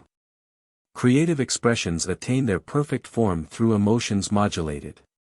Woman has that expression natural to her, a cadence of restraint in her behavior, producing poetry of life. She has been an inspiration to man, guiding, most often unconsciously, his restless energy into an immense variety of creations in literature, art, music and religion.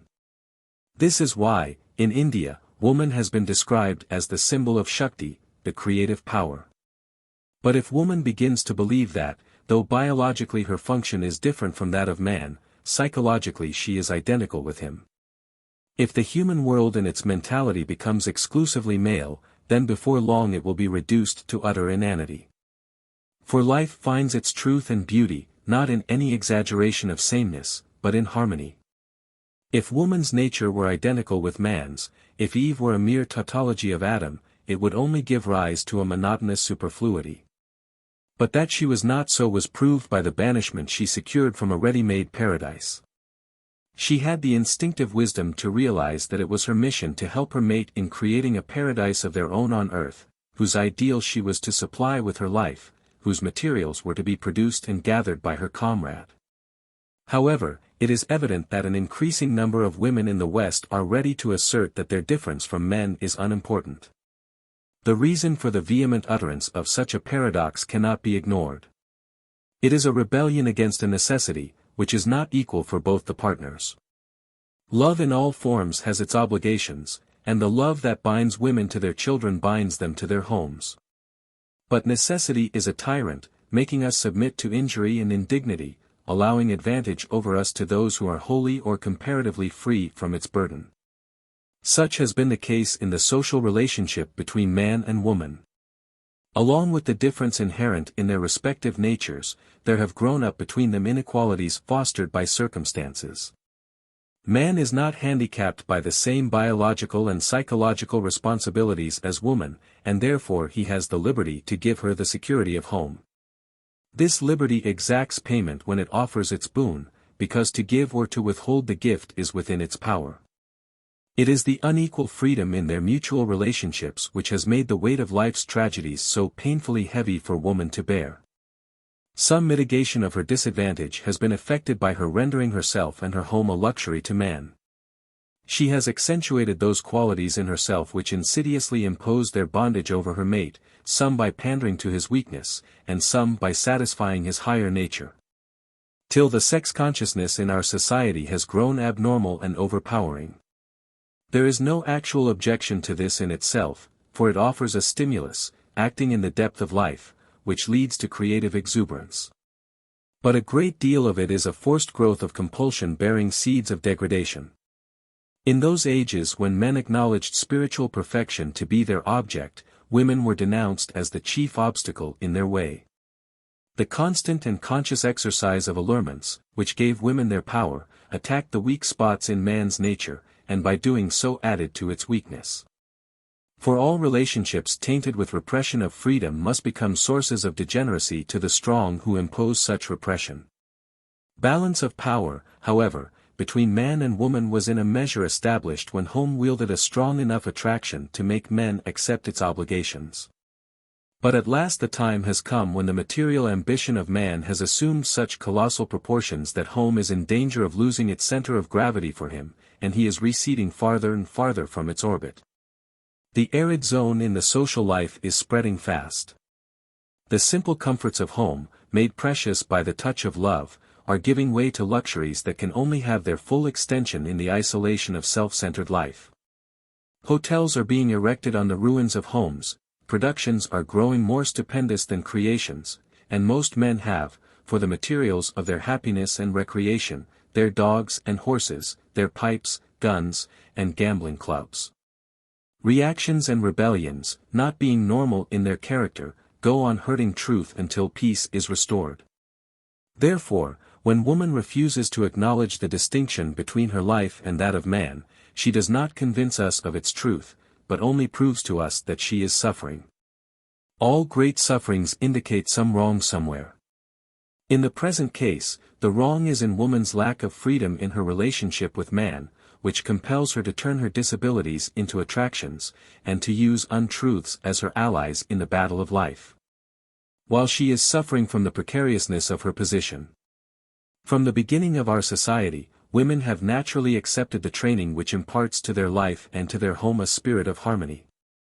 It is their instinct to perform their services in such a manner that these, through beauty, might be raised from the domain of slavery to the realm of grace.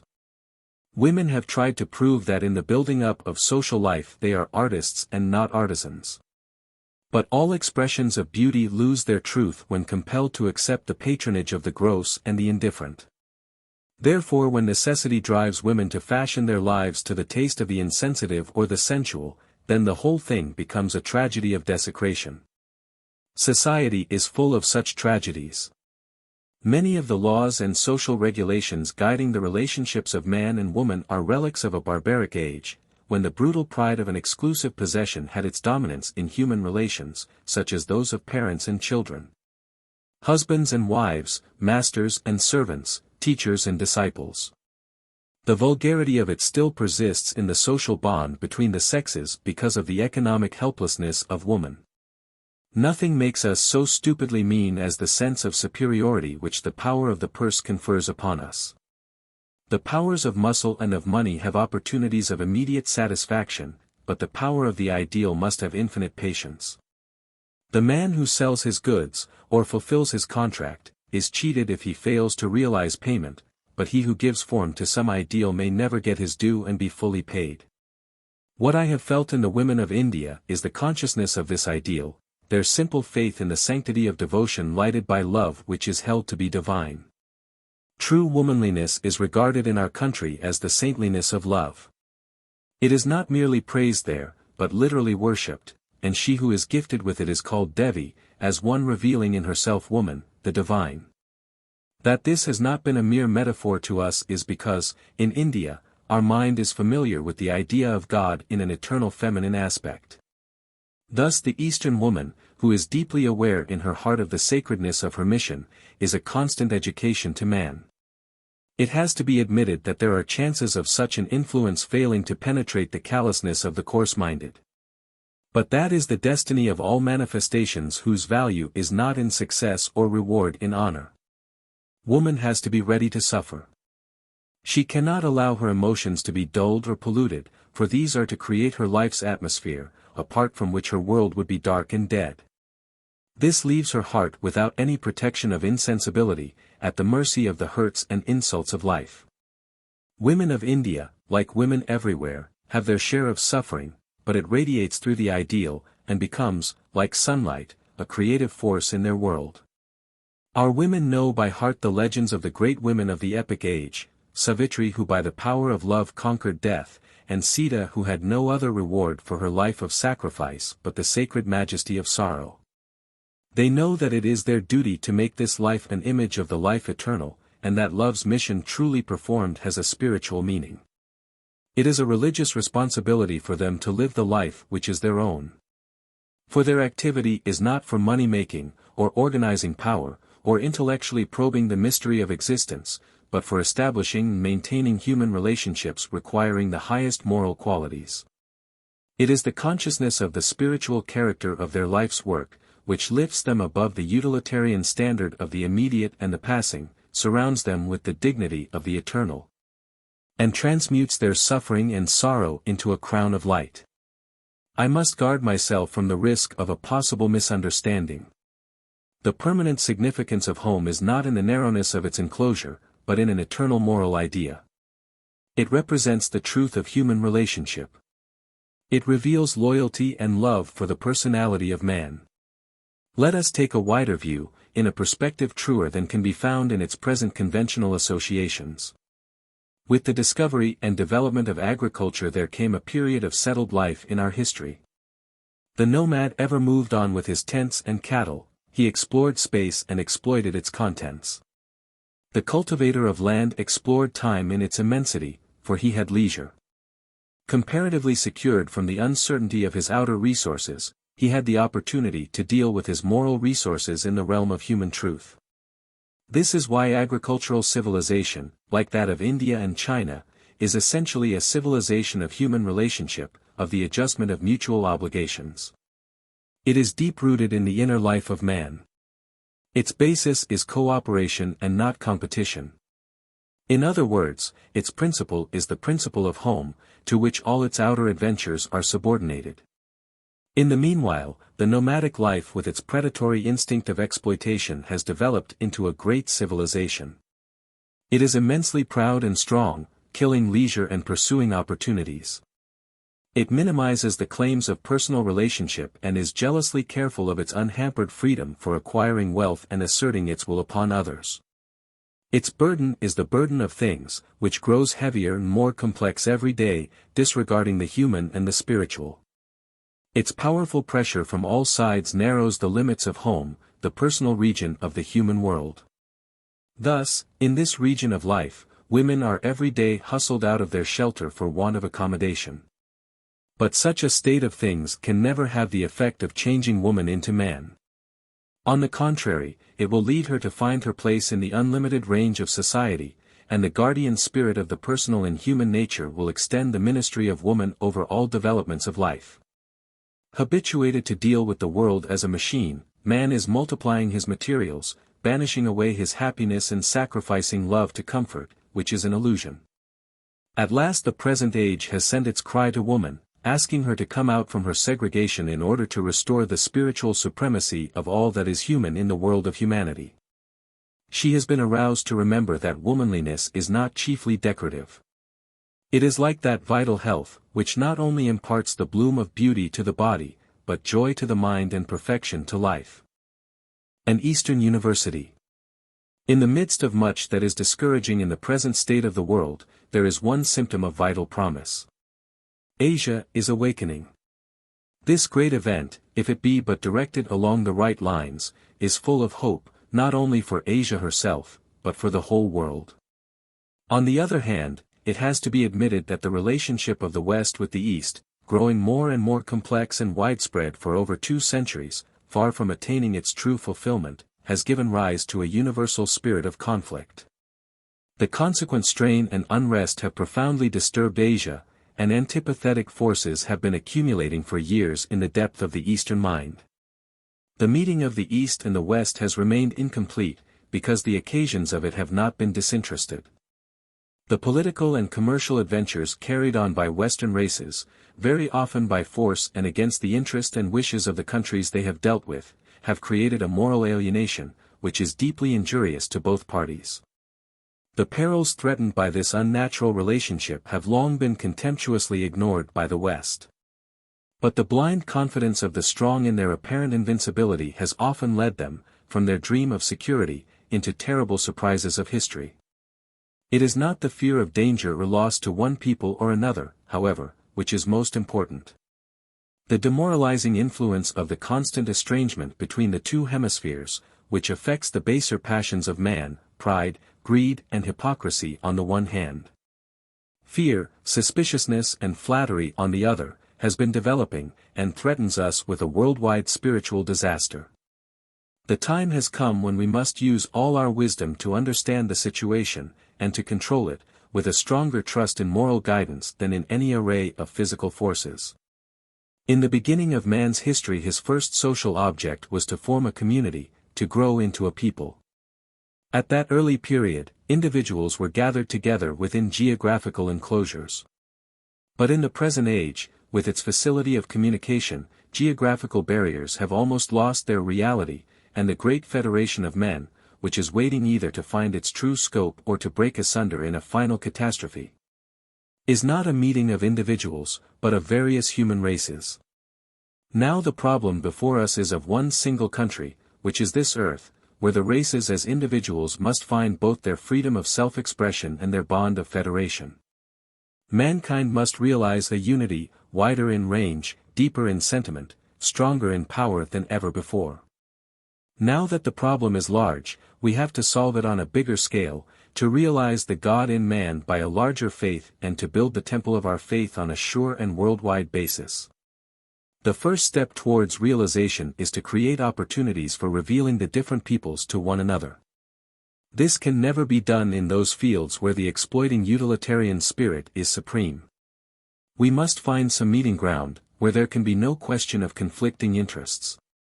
One of such places is the university, where we can work together in a common pursuit of truth, share together our common heritage, and realize that artists in all parts of the world have created forms of beauty. Scientists discovered secrets of the universe, philosophers solved the problems of existence, saints made the truth of the spiritual world organic in their own lives, not merely for some particular race to which they belonged, but for all mankind.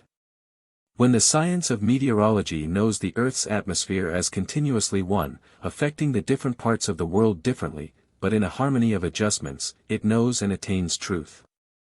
And so, too, we must know that the great mind of man is one, working through the many differences which are needed to ensure the full result of its fundamental unity. When we understand this truth in a disinterested spirit, it teaches us to respect all the differences in man that are real, yet remain conscious of our oneness, and to know that perfection of unity is not in uniformity, but in harmony. This is the problem of the present age.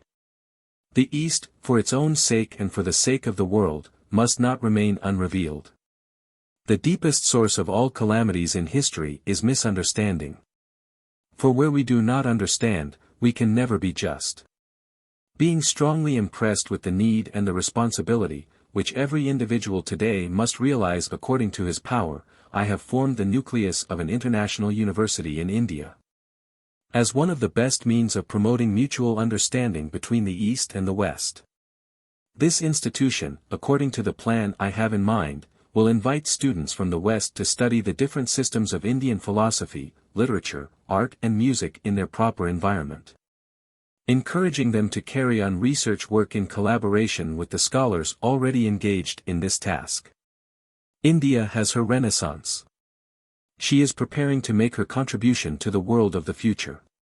In the past she produced her great culture, and in the present age she has an equally important contribution to make to the culture of the new world which is emerging from the wreckage of the old. This is a momentous period of her history, pregnant with precious possibilities, when any disinterested offer of cooperation from any part of the West will have an immense moral value. The memory of which will become brighter as the regeneration of the East grows in vigor and creative power. The Western universities give their students an opportunity to learn what all the European peoples have contributed to their Western culture. Thus the intellectual mind of the West has been luminously revealed to the world. What is needed to complete this illumination is for the East to collect its own scattered lamps and offer them to the enlightenment of the world. There was a time when the great countries of Asia had, each of them, to nurture its own civilization apart in comparative seclusion. Now has come the age of coordination and cooperation. The seedlings that were reared within narrow plots must now be transplanted into the open fields. They must pass the test of the world market, if their maximum value is to be obtained. But before Asia is in a position to cooperate with the culture of Europe, she must base her own structure on a synthesis of all the different cultures which she has. When, taking her stand on such a culture, she turns toward the West, she will take, with a confident sense of mental freedom, her own view of truth, from her own vantage ground, and open a new vista of thought to the world. Otherwise, she will allow her priceless inheritance to crumble into dust, and, trying to replace it clumsily with feeble imitations of the West, make herself superfluous, cheap and ludicrous. If she thus loses her individuality and her specific power to exist, will it in the least help the rest of the world? Will not her terrible bankruptcy involve also the Western mind? If the whole world grows at last into an exaggerated West, then such an illimitable parody of the modern age will die, crushed beneath its own absurdity. In this belief, it is my desire to extend by degrees the scope of this university on simple lines, until it comprehends the whole range of Eastern cultures, the Aryan, Semitic, Mongolian and others. Its object will be to reveal the Eastern mind to the world. Of one thing I felt certain during my travels in Europe, that a genuine interest has been roused there in the philosophy and the arts of the East, from which the Western mind seeks fresh inspiration of truth and beauty. Once the East had her reputation of fabulous wealth, and the seekers were attracted from across the sea. Since then, the shrine of wealth has changed its site. But the East is famed also for her storage of wisdom, harvested by her patriarchs from long successive ages of spiritual endeavor. And when, as now, in the midst of the pursuit of power and wealth, there rises the cry of privation from the famished spirit of man, an opportunity is offered to the East to offer her store to those who need it. Once upon a time we were in possession of such a thing as our own mind in India. It was living. It thought, it felt, it expressed itself. It was receptive as well as productive. That this mind could be of any use in the process, or in the end, of our education was overlooked by our modern educational dispensation. We are provided with buildings and books and other magnificent burdens calculated to suppress our mind. The latter was treated like a library shelf solidly made of wood, to be loaded with leather-bound volumes of second-hand information. In consequence, it has lost its own color and character, and has borrowed polish from the carpenter's shop. All this has cost us money, and also our finer ideas, while our intellectual vacancy has been crammed with what is described in official reports as education. In fact, we have bought our spectacles at the expense of our eyesight. In India our goddess of learning is Saraswati. My audience in the West, I am sure, will be glad to know that her complexion is white. But the signal fact is that she is living and she is a woman, and her seat is on a lotus flower. The symbolic meaning of this is, that she dwells in the center of life and the heart of all existence, which opens itself in beauty to the light of heaven. The Western education which we have chanced to know is impersonal. Its complexion is also white, but it is the whiteness of the whitewashed classroom walls. It dwells in the cold storage compartments of lessons and the ice-packed minds of the schoolmasters. The effect which it had on my mind when, as a boy, I was compelled to go to school, I have described elsewhere. My feeling was very much the same as a tree might have, which was not allowed to live its full life, but was cut down to be made into packing cases. The introduction of this education was not a part of the solemn marriage ceremony which was to unite the minds of the East and West in mutual understanding. It represented an artificial method of training specially calculated to produce the carriers of the white man's burden. This one of ideals still clings to our education system, though our universities have latterly burdened their syllabus with a greater number of subjects than before. But it is only like adding to the bags of wheat the bullock carries to market. It does not make the bullock any better off. Mind, when long deprived of its natural food of truth and freedom of growth, develops an unnatural craving for success, and our students have fallen victims to the mania for success in examinations. Success consists in obtaining the largest number of marks with the strictest economy of knowledge. It is a deliberate cultivation of disloyalty to truth, of intellectual dishonesty, of a foolish imposition by which the mind is encouraged to rob itself. But as we are by means of it made to forget the existence of mind, we are supremely happy at the result. We pass examinations, and shrivel up into clerks, lawyers and police inspectors, and we die young. Universities should never be made into mechanical organizations for collecting and distributing knowledge. Through them the people should offer their intellectual hospitality, their wealth of mind to others, and earn their proud right in return to receive gifts from the rest of the world. But in the whole length and breadth of India there is not a single university established in the modern time where a foreign or an Indian student can properly be acquainted with the best products of the Indian mind. For that we have to cross the sea, and knock at the doors of France and Germany. Educational institutions in our country are India's alms bowl of knowledge, they lower our intellectual self-respect. They encourage us to make a foolish display of decorations composed of borrowed feathers. This it was that led me to found a school in Bengal, in face of many difficulties and discouragements, and in spite of my own vocation as a poet, who finds his true inspiration only when he forgets that he is a schoolmaster. It is my hope that in this school a nucleus has been formed, round which an indigenous university of our own land will find its natural growth, a university which will help India's mind to concentrate and to be fully conscious of itself. Free to seek the truth and make this truth its own wherever found, to judge by its own standard, give expression to its own creative genius, and offer its wisdom to the guests who come from other parts of the world. Man's intellect has a natural pride in its own aristocracy, which is the pride of its culture. Culture only acknowledges the excellence whose criticism is in its inner perfection, not in any external success. When this pride succumbs to some compulsion of necessity or lure of material advantage, it brings humiliation to the intellectual man. Modern India, through her very education, has been made to suffer this humiliation. Once she herself provided her children with a culture which was the product of her own ages of thought and creation. But it has been thrust aside, and we are made to tread the mill of passing examinations, not for learning anything, but for notifying that we are qualified for employments under organizations conducted in English. Our educated community is not a cultured community, but a community of qualified candidates. Meanwhile, the proportion of possible employments to the number of claimants has gradually been growing narrower, and the consequent disaffection has been widespread. At last the very authorities who are responsible for this are blaming their victims. Such is the perversity of human nature. It bears its worst grudge against those it has injured. It is as if some tribe which had the primitive habit of decorating its tribal members with birds' plumage were some day to hold these very birds guilty of the crime of being extinct. There are belated attempts on the part of our governors to read us pious homilies about disinterested love of learning, while the old machinery goes on working, whose product is not education but certificates. It is good to remind the fettered bird that its wings are for soaring, but it is better to cut the chain which is holding it to its perch.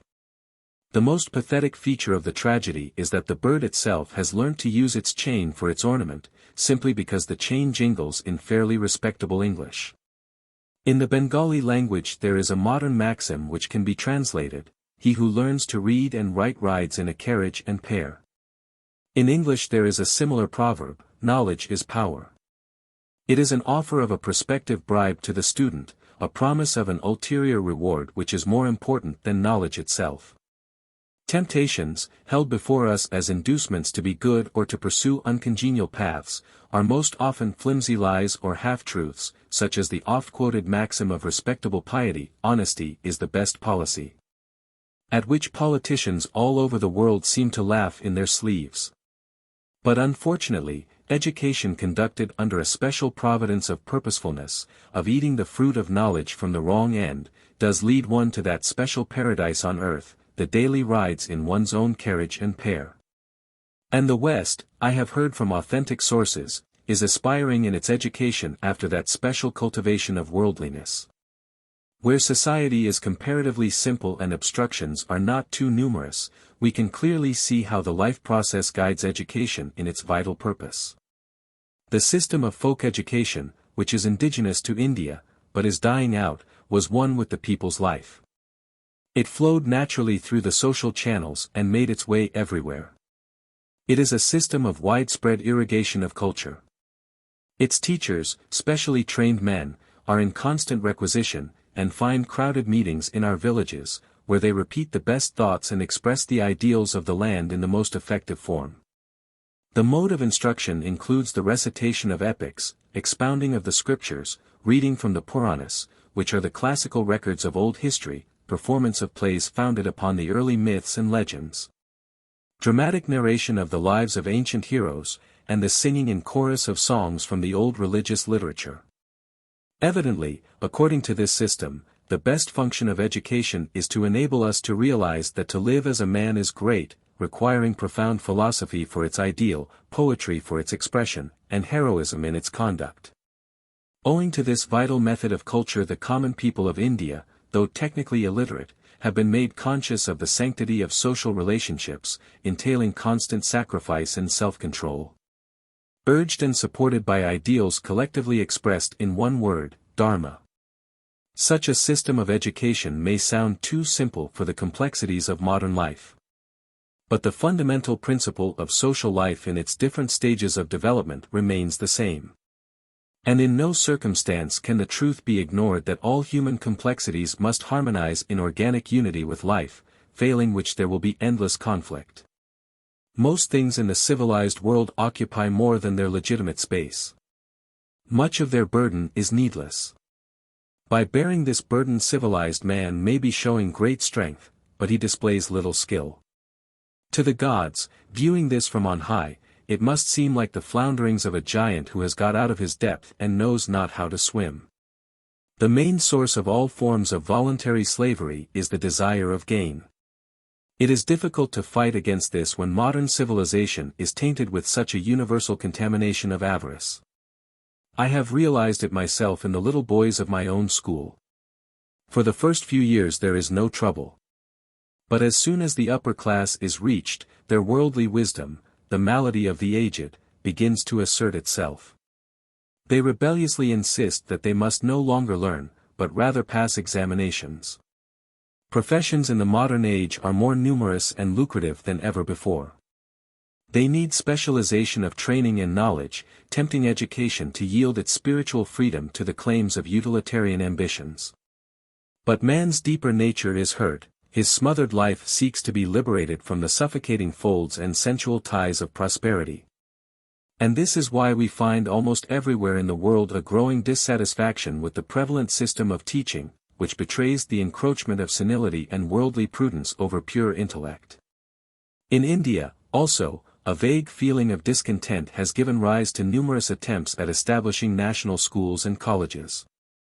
But, unfortunately, our very education has been successful in depriving us of our real initiative and our courage of thought. The training we get in our schools has the constant implication in it that it is not for us to produce but to borrow. And we are casting about to borrow our educational plans from European institutions. The trampled plants of Indian corn are dreaming of recouping their harvest from the neighboring wheat fields. To change the figure, we forget that, for proficiency in walking, it is better to train the muscles of our own legs than to strut upon wooden ones of foreign make. Although they clatter and cause more surprise at our skill in using them than if they were living and real. But when we go to borrow help from a foreign neighborhood we are apt to overlook the real source of help behind all that is external and apparent. Had the deep-water fishes happened to produce a scientist who chose the jumping of a monkey for his research work, I am sure he would give most of the credit to the branches of the trees and very little to the monkey itself. In a foreign university we see the branching wildernesses of its buildings, furniture, regulations, and syllabus, but the monkey, which is a difficult creature to catch and more difficult to manufacture, we are likely to treat as a mere accident of minor importance. It is convenient for us to overlook the fact that among the Europeans the living spirit of the university is widely spread in their society, their parliament, their literature, and the numerous activities of their corporate life.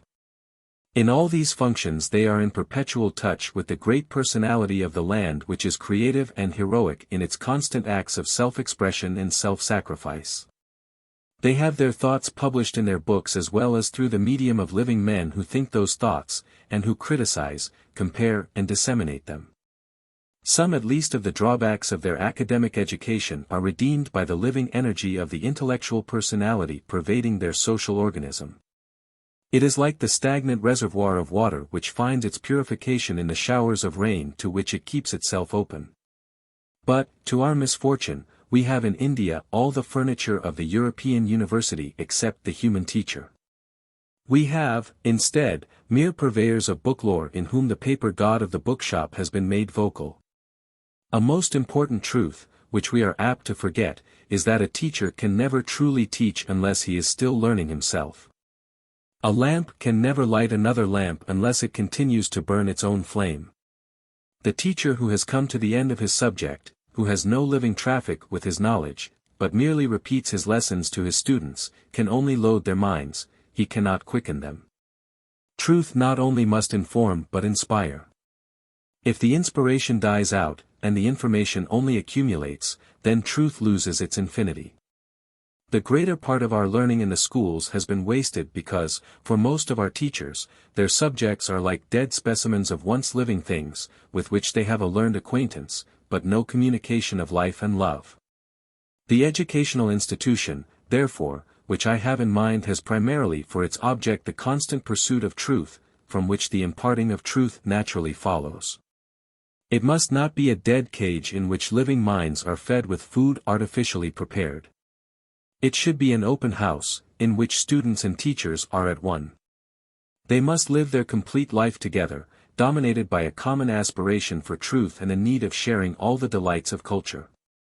In former days the great master craftsmen had students in their workshops where they cooperated in shaping things to perfection. That was the place where knowledge could become living, that knowledge which not only has its substance and law, but its atmosphere subtly informed by a creative personality. For intellectual knowledge also has its aspect of creative art, in which the man who explores truth expresses something which is human in him, his enthusiasm, his courage, his sacrifice, his honesty, and his skill. In merely academical teaching we find subjects, but not the man who pursues the subjects, therefore the vital part of education remains incomplete. For our universities we must claim, not labeled packages of truth and authorized agents to distribute them, but truth in its living association with her lovers and seekers and discoverers. Also we must know that the concentration of the mind forces scattered throughout the country is the most important mission of a university, which, like the nucleus of a living cell, should be the center of the intellectual life of the people. The bringing about of an intellectual unity in India is, I am told, difficult to the verge of impossibility owing to the fact that India has so many different languages. Such a statement is as unreasonable as to say that man, because he has a diversity of limbs, should find it impossible to realize life's unity in himself. And that only an earthworm composed of a tail and nothing else could truly know that it had a body. Let us admit that India is not like any one of the great countries of Europe, which has its own separate language, but is rather like Europe herself, branching out into different peoples with many different languages. And yet Europe has a common civilization, with an intellectual unity which is not based upon uniformity of language. It is true that in the earlier stages of her culture the whole of Europe had Latin for her learned tongue. That was in her intellectual budding time, when all her petals of self-expression were closed in one point. But the perfection of her mental unfolding was not represented by the singularity of her literary vehicle. When the great European countries found their individual languages, then only the true federation of cultures became possible in the West. And the very differences of the channels made the commerce of ideas in Europe so richly copious and so variedly active.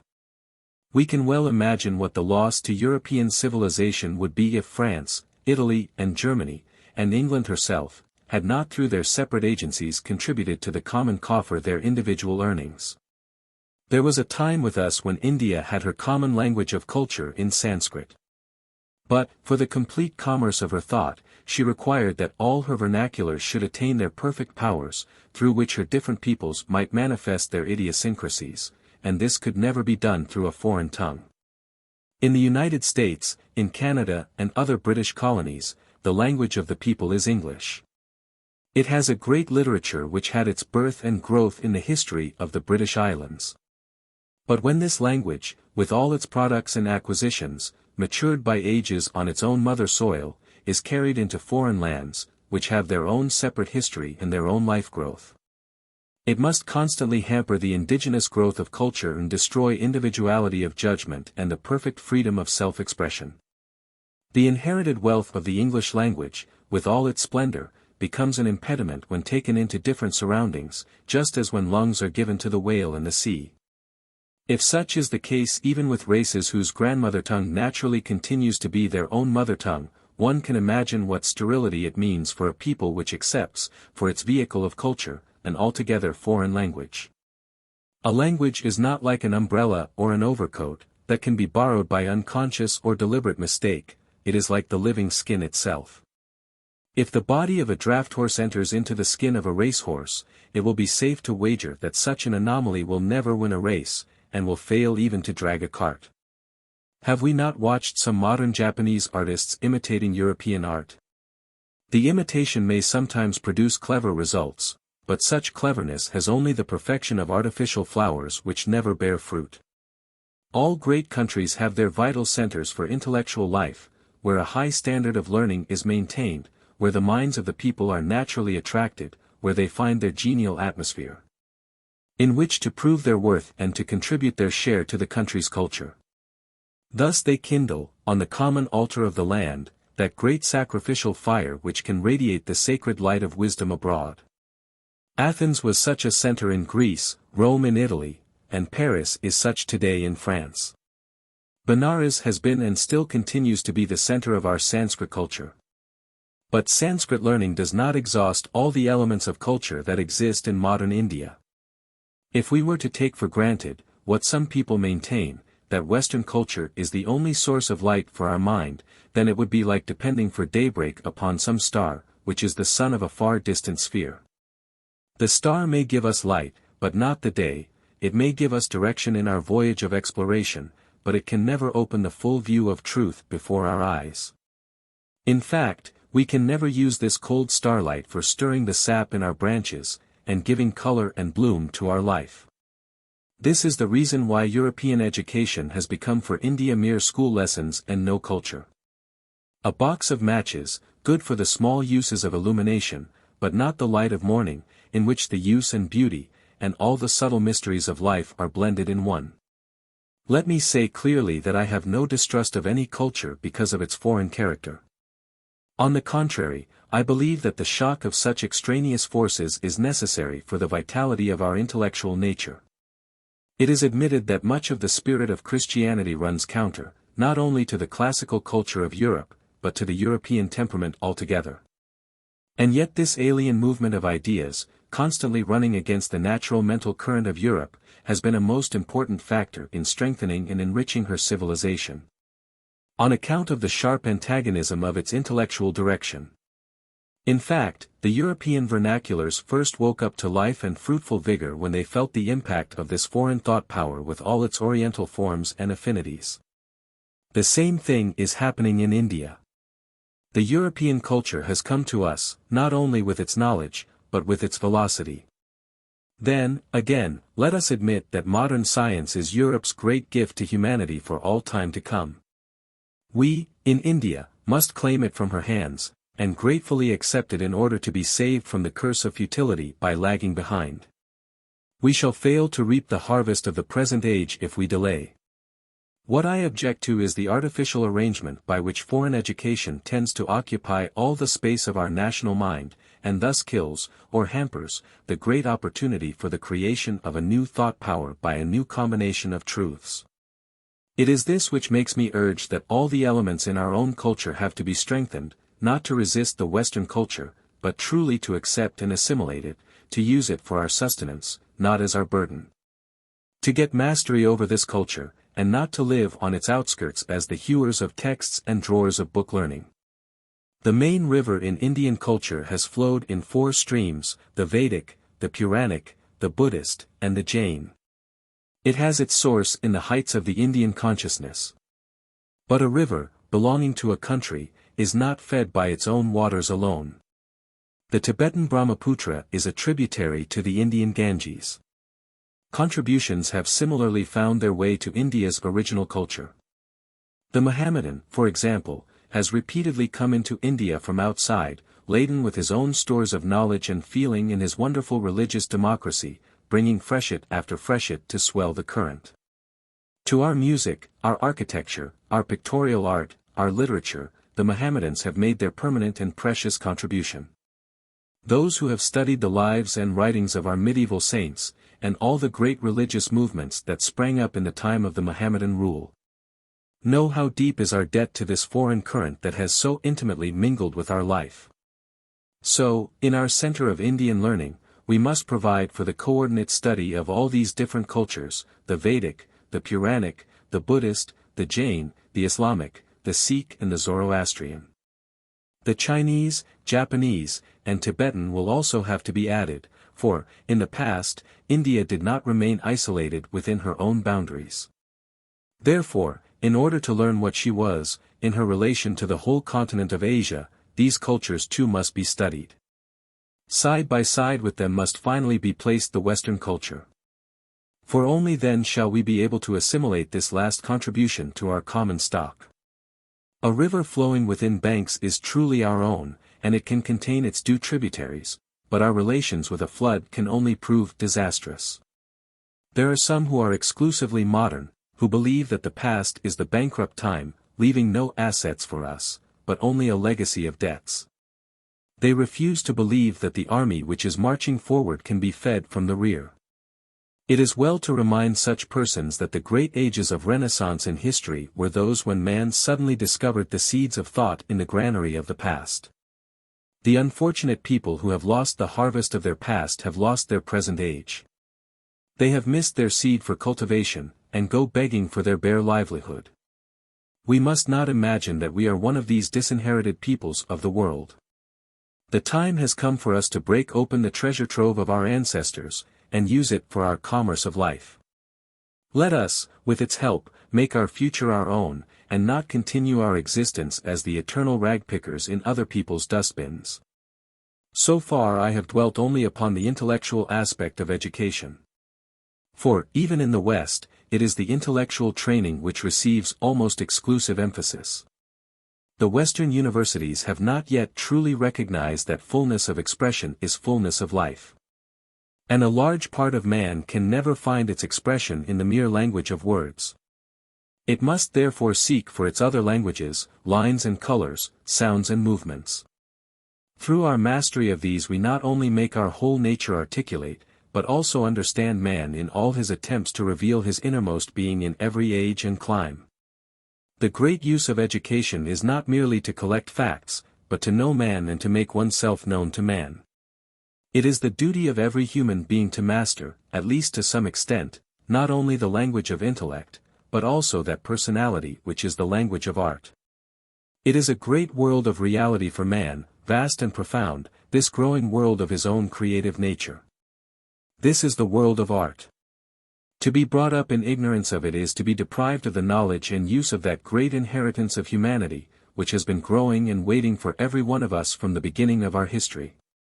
It is to remain deaf to the eternal voice of man, that speaks to all men the messages that are beyond speech. From the educational point of view we know Europe where it is scientific, or at best literary. So our notion of its modern culture is limited within the boundary lines of grammar and the laboratory. We almost completely ignore the aesthetic life of man, leaving it uncultivated, allowing weeds to grow there. Our newspapers are prolific, our meeting places are vociferous, and in them we wear to shreds the things we have borrowed from our English teachers.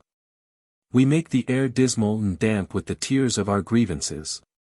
But where are our arts, which, like the outbreak of spring flowers, are the spontaneous overflow of our deeper nature and spiritual magnificence? Through this great deficiency of our modern education, we are condemned to carry to the end a dead load of dumb wisdom.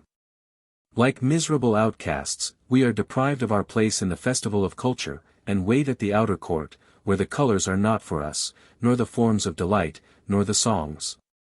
Ours is the education of a prison house, with hard labor and with a drab dress cut to the limits of minimum decency and necessity. We are made to forget that the perfection of color and form and expression belongs to the perfection of vitality, that the joy of life is only the other side of the strength of life. The timber merchant may think that the flowers and foliage are mere frivolous decorations of a tree, but if these are suppressed, he will know to his cost that the timber too will fail. During the Mughal period, music and art in India found a great impetus from the rulers, because their whole life, not merely their official life, was lived in this land, and it is the wholeness of life from which originates art. But our English teachers are birds of passage, they cackle to us, but do not sing, their true heart is not in the land of their exile. Constriction of life, owing to this narrowness of culture, must no longer be encouraged. In the center of Indian culture which I am proposing, music and art must have their prominent seats of honor, and not be given merely a tolerant nod of recognition. The different systems of music and different schools of art which lie scattered in the different ages and provinces of India, and in the different strata of society, and also those belonging to the other great countries of Asia. which had communication with India, have to be brought there together and studied. I have already hinted that education should not be dragged out of its native element, the life current of the people. Economic life covers the whole width of the fundamental basis of society, because its necessities are the simplest and the most universal. Educational institutions, in order to obtain their fullness of truth, must have close association with this economic life. The highest mission of education is to help us to realize the inner principle of the unity of all knowledge and all the activities of our social and spiritual being. Society in its early stage was held together by its economic cooperation, when all its members felt in unison and natural interest in their right to live. Civilization could never have been started at all if such was not the case. And civilization will fall to pieces if it never again realizes the spirit of mutual help and the common sharing of benefits in the elemental necessaries of life. The idea of such economic cooperation should be made the basis of our university. It must not only instruct, but live, not only think, but produce. Our ancient tapavanas, or forest schools, which were our natural universities, were not shut off from the daily life of the people. Masters and students gathered fruit and fuel, and took their cattle out to graze, supporting themselves by the work of their own hands. Spiritual education was a part of the spiritual life itself, which comprehended all life. Our center of culture should not only be the center of the intellectual life of India, but the center of her economic life also. It must cooperate with the villages round it, cultivate land, breed cattle, spin cloths, press oil from oil seeds. It must produce all the necessaries, devising the best means, using the best materials, and calling science to its aid. Its very existence should depend upon the success of its industrial activities carried out on the cooperative principle, which will unite the teachers and students and villagers of the neighborhood in a living, active bond of necessity. This will give us also a practical industrial training, whose motive force is not the greed of profit. Before I conclude my paper, a delicate question remains to be considered. What must be the religious ideal that is to rule our center of Indian culture? The one abiding ideal in the religious life of India has been mukti, the deliverance of man's soul from the grip of self, its communion with the infinite soul through its union in Ananda with the universe. This religion of spiritual harmony is not a theological doctrine to be taught, as a subject in the class, for half an hour each day. It is the spiritual truth and beauty of our attitude towards our surroundings, our conscious relationship with the infinite, and the lasting power of the eternal in the passing moments of our life. Such a religious ideal can only be made possible by making provision for students to live in intimate touch with nature, daily to grow in an atmosphere of service offered to all creatures, tending trees, feeding birds and animals. Learning to feel the immense mystery of the soil and water and air. Along with this, there should be some common sharing of life with the tillers of the soil and the humble workers in the neighboring villages. Studying their crafts, inviting them to the feasts, joining them in works of cooperation for communal welfare. And in our intercourse we should be guided, not by moral maxims or the condescension of social superiority, but by natural sympathy of life for life, and by the sheer necessity of love's sacrifice for its own sake. In such an atmosphere students would learn to understand that humanity is a divine harp of many strings, waiting for its one grand music. Those who realize this unity are made ready for the pilgrimage through the night of suffering, and along the path of sacrifice, to the great meeting of man in the future, for which the call comes to us across the darkness. Life, in such a center, should be simple and clean. We should never believe that simplicity of life might make us unsuited to the requirements of the society of our time. It is the simplicity of the tuning fork, which is needed all the more because of the intricacy of strings in the instrument. In the morning of our career our nature needs the pure and the perfect note of a spiritual ideal in order to fit us for the complications of our later years. In other words, this institution should be a perpetual creation by the cooperative enthusiasm of teachers and students, growing with the growth of their soul. A world in itself, self-sustaining, independent, rich with ever-renewing life, radiating life across space and time, attracting and maintaining round it a planetary system of dependent bodies. Its aim should lie in imparting life-breath to the complete man, who is intellectual as well as economic, bound by social bonds, but aspiring towards spiritual freedom and final perfection. The end.